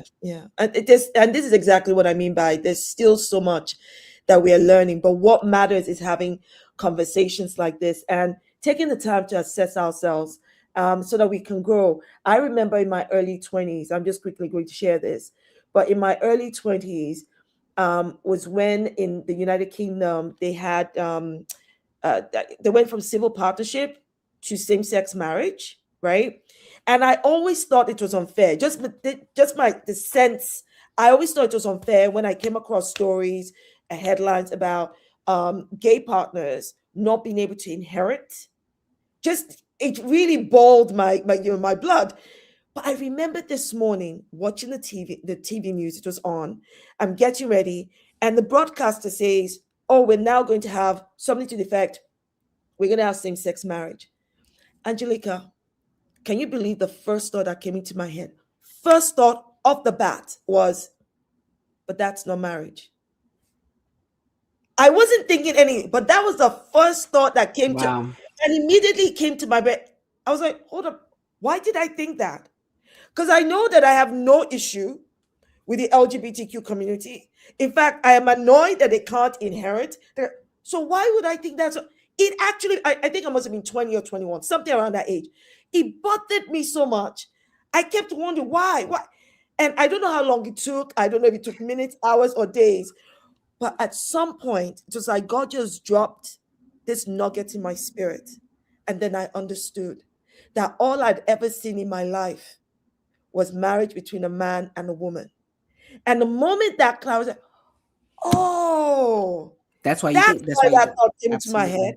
Because this is all I've ever seen. This is what society has taught me. My parents never sat me down to say, Shola, Nigerian, Shola, only man must marry. My parents don't do that. They don't have time for that kind of thing. But the moment I understood that the reason I had that thought was because that's all I'd ever seen and all that I've ever been taught by society, that was the moment that I unpicked my learning. And from that till now, it changed the trajectory of my thinking, because then I began to understand I cannot say I stand in solidarity except for, but for. If I'm standing in solidarity, I'm standing in solidarity throughout. And the interesting thing is, my children will never have that thought pop into their heads, because they have grown up seeing marriage between man, woman, man, woman. They understand that family is family with mother, father, mother. You see, they've seen different things that I did not see. And that, I think, is where that thinking. And sometimes I use this as an example of, thank God I did the work. I did not have any LGBTQIA friends back then for me to go, this is what I don't understand. It was literally a self, because it bothered me here. Yeah. Like, I'm not against gay people. Why would I think that? Why would I question their marriage if I'm saying that they should be able to inherit? Anyway, that has held me in good stead. And I know that has led to all my other forms of activism. You're either with all through, or you're not. There's no except, there's no. And if you don't understand, say you don't understand and grow to understanding. And this is where, as I say, when it comes to A lot of people's understanding stops short at their own lives. Like even with a lot of cisgender gay men, there are so many of them who have failed. This is nothing new. We have had cisgender gay men and women who have failed in allyship to trans people, who have failed to understand our needs and help us and help advocate for those, but will be the same ones who are either silent or questioning around the whole connotation around call me by your name. Like I literally talked to so many people around this movie that so many gay men love, about a man that's like 25 years old who moves in to tutor this boy that's in high school and begins a sexual relationship with this boy, who I believe is like, I would say 15, but I think they're trying to argue with me and say 16. Either way, he's young. So, but the thing, but there was a love story. There's so many so many things and blah, blah, blah. And what I need to be clear on, this might get me in some trouble, so I'm gonna say it anyway. Unfiltered. Let's go. Let's be clear here that the world's biggest problem are men, gay or straight. Number one, men being predatory in various ways, because what folks don't understand is there are people within the LGBT community who have their own surviving stories, you know what I'm saying, who get kicked out of their houses as teenagers. And instead of being taken care of by services or different things, they're being taken care of by a daddy. And so what I'm trying to point at and get at is that we have to do a better job at advocating for one another and advocating for children and having a consistent standard across the board. Right. And so that is, so you have all these people who are like faking outrage or all these things around trans people who are also gay folks who have seemed to lost all kind of correlation about what that means about them being queer and gay and their acceptance and how that was so far out of people's thing. But being trans is just so far removed for them when they don't understand that we're all in the same bucket when it comes to Donald Trump. Right now, they're only attacking trans people because you're letting them. When they're done, they're making their rounds. They have their list and they're checking it twice. You're on it, sweetie. You're on the list. So to think that by playing oppression, Olympics, or, by playing pick-me's, by being the right kind of black, the right kind of gay, the right kind of anything, you are playing clown games and will get clown prizes. Clock it. Absolutely. So one more comment here before, guys, look, Angelica has been here with us a long time now, and we've learned so much from her. But Miss Carol says something that I think you want to comment on. She says that I've never wanted to be described or labeled by my sexuality. And I think the truth of the matter, correct me if I'm wrong, Angelica, I don't think trans or LGBTQIA people want to be described or labeled by their sexuality either. Correct. But I suppose it's really because it's still evolving as we were forced to. Yeah. So because we were labeled as a perversion.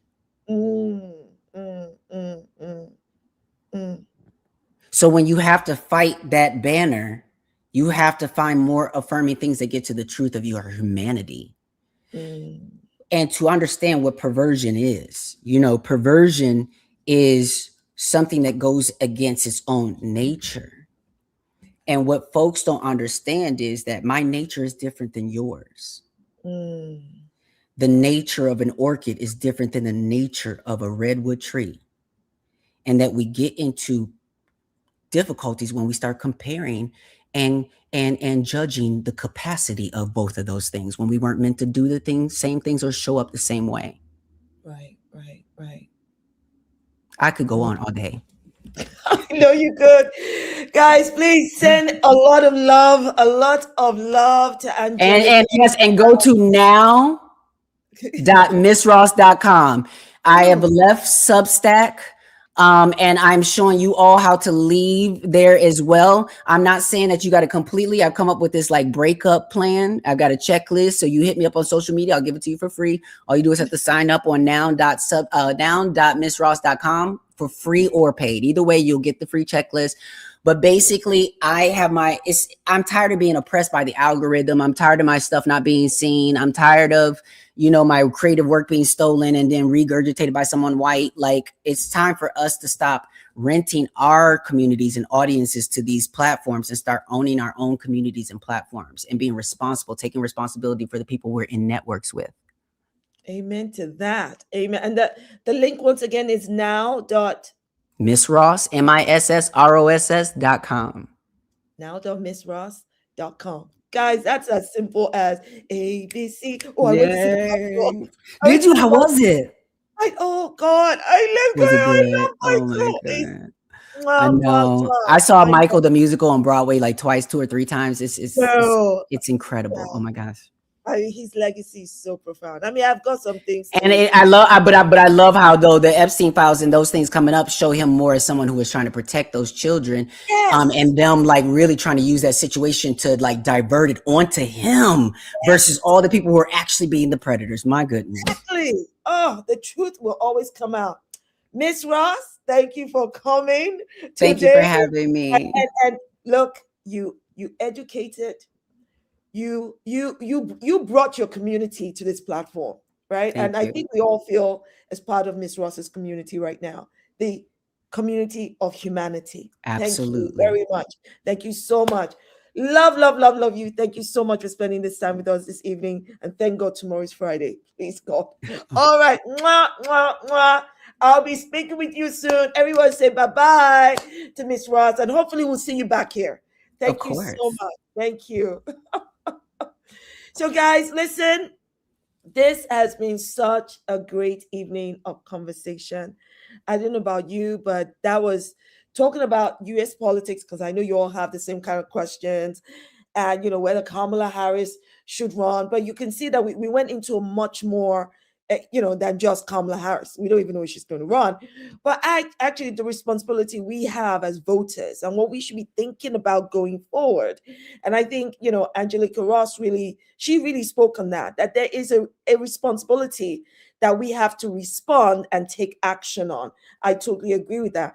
And talking about the experiences of trans women and what allyship to trans women is. And also, I'm so glad many of you shared your I'll say not necessarily just concerns, but you were speaking about what you are afraid of. I mean, let's be honest. I mean, sometimes we all speak from fear when we say, look, we need to protect the children because you're worried about what can happen to children.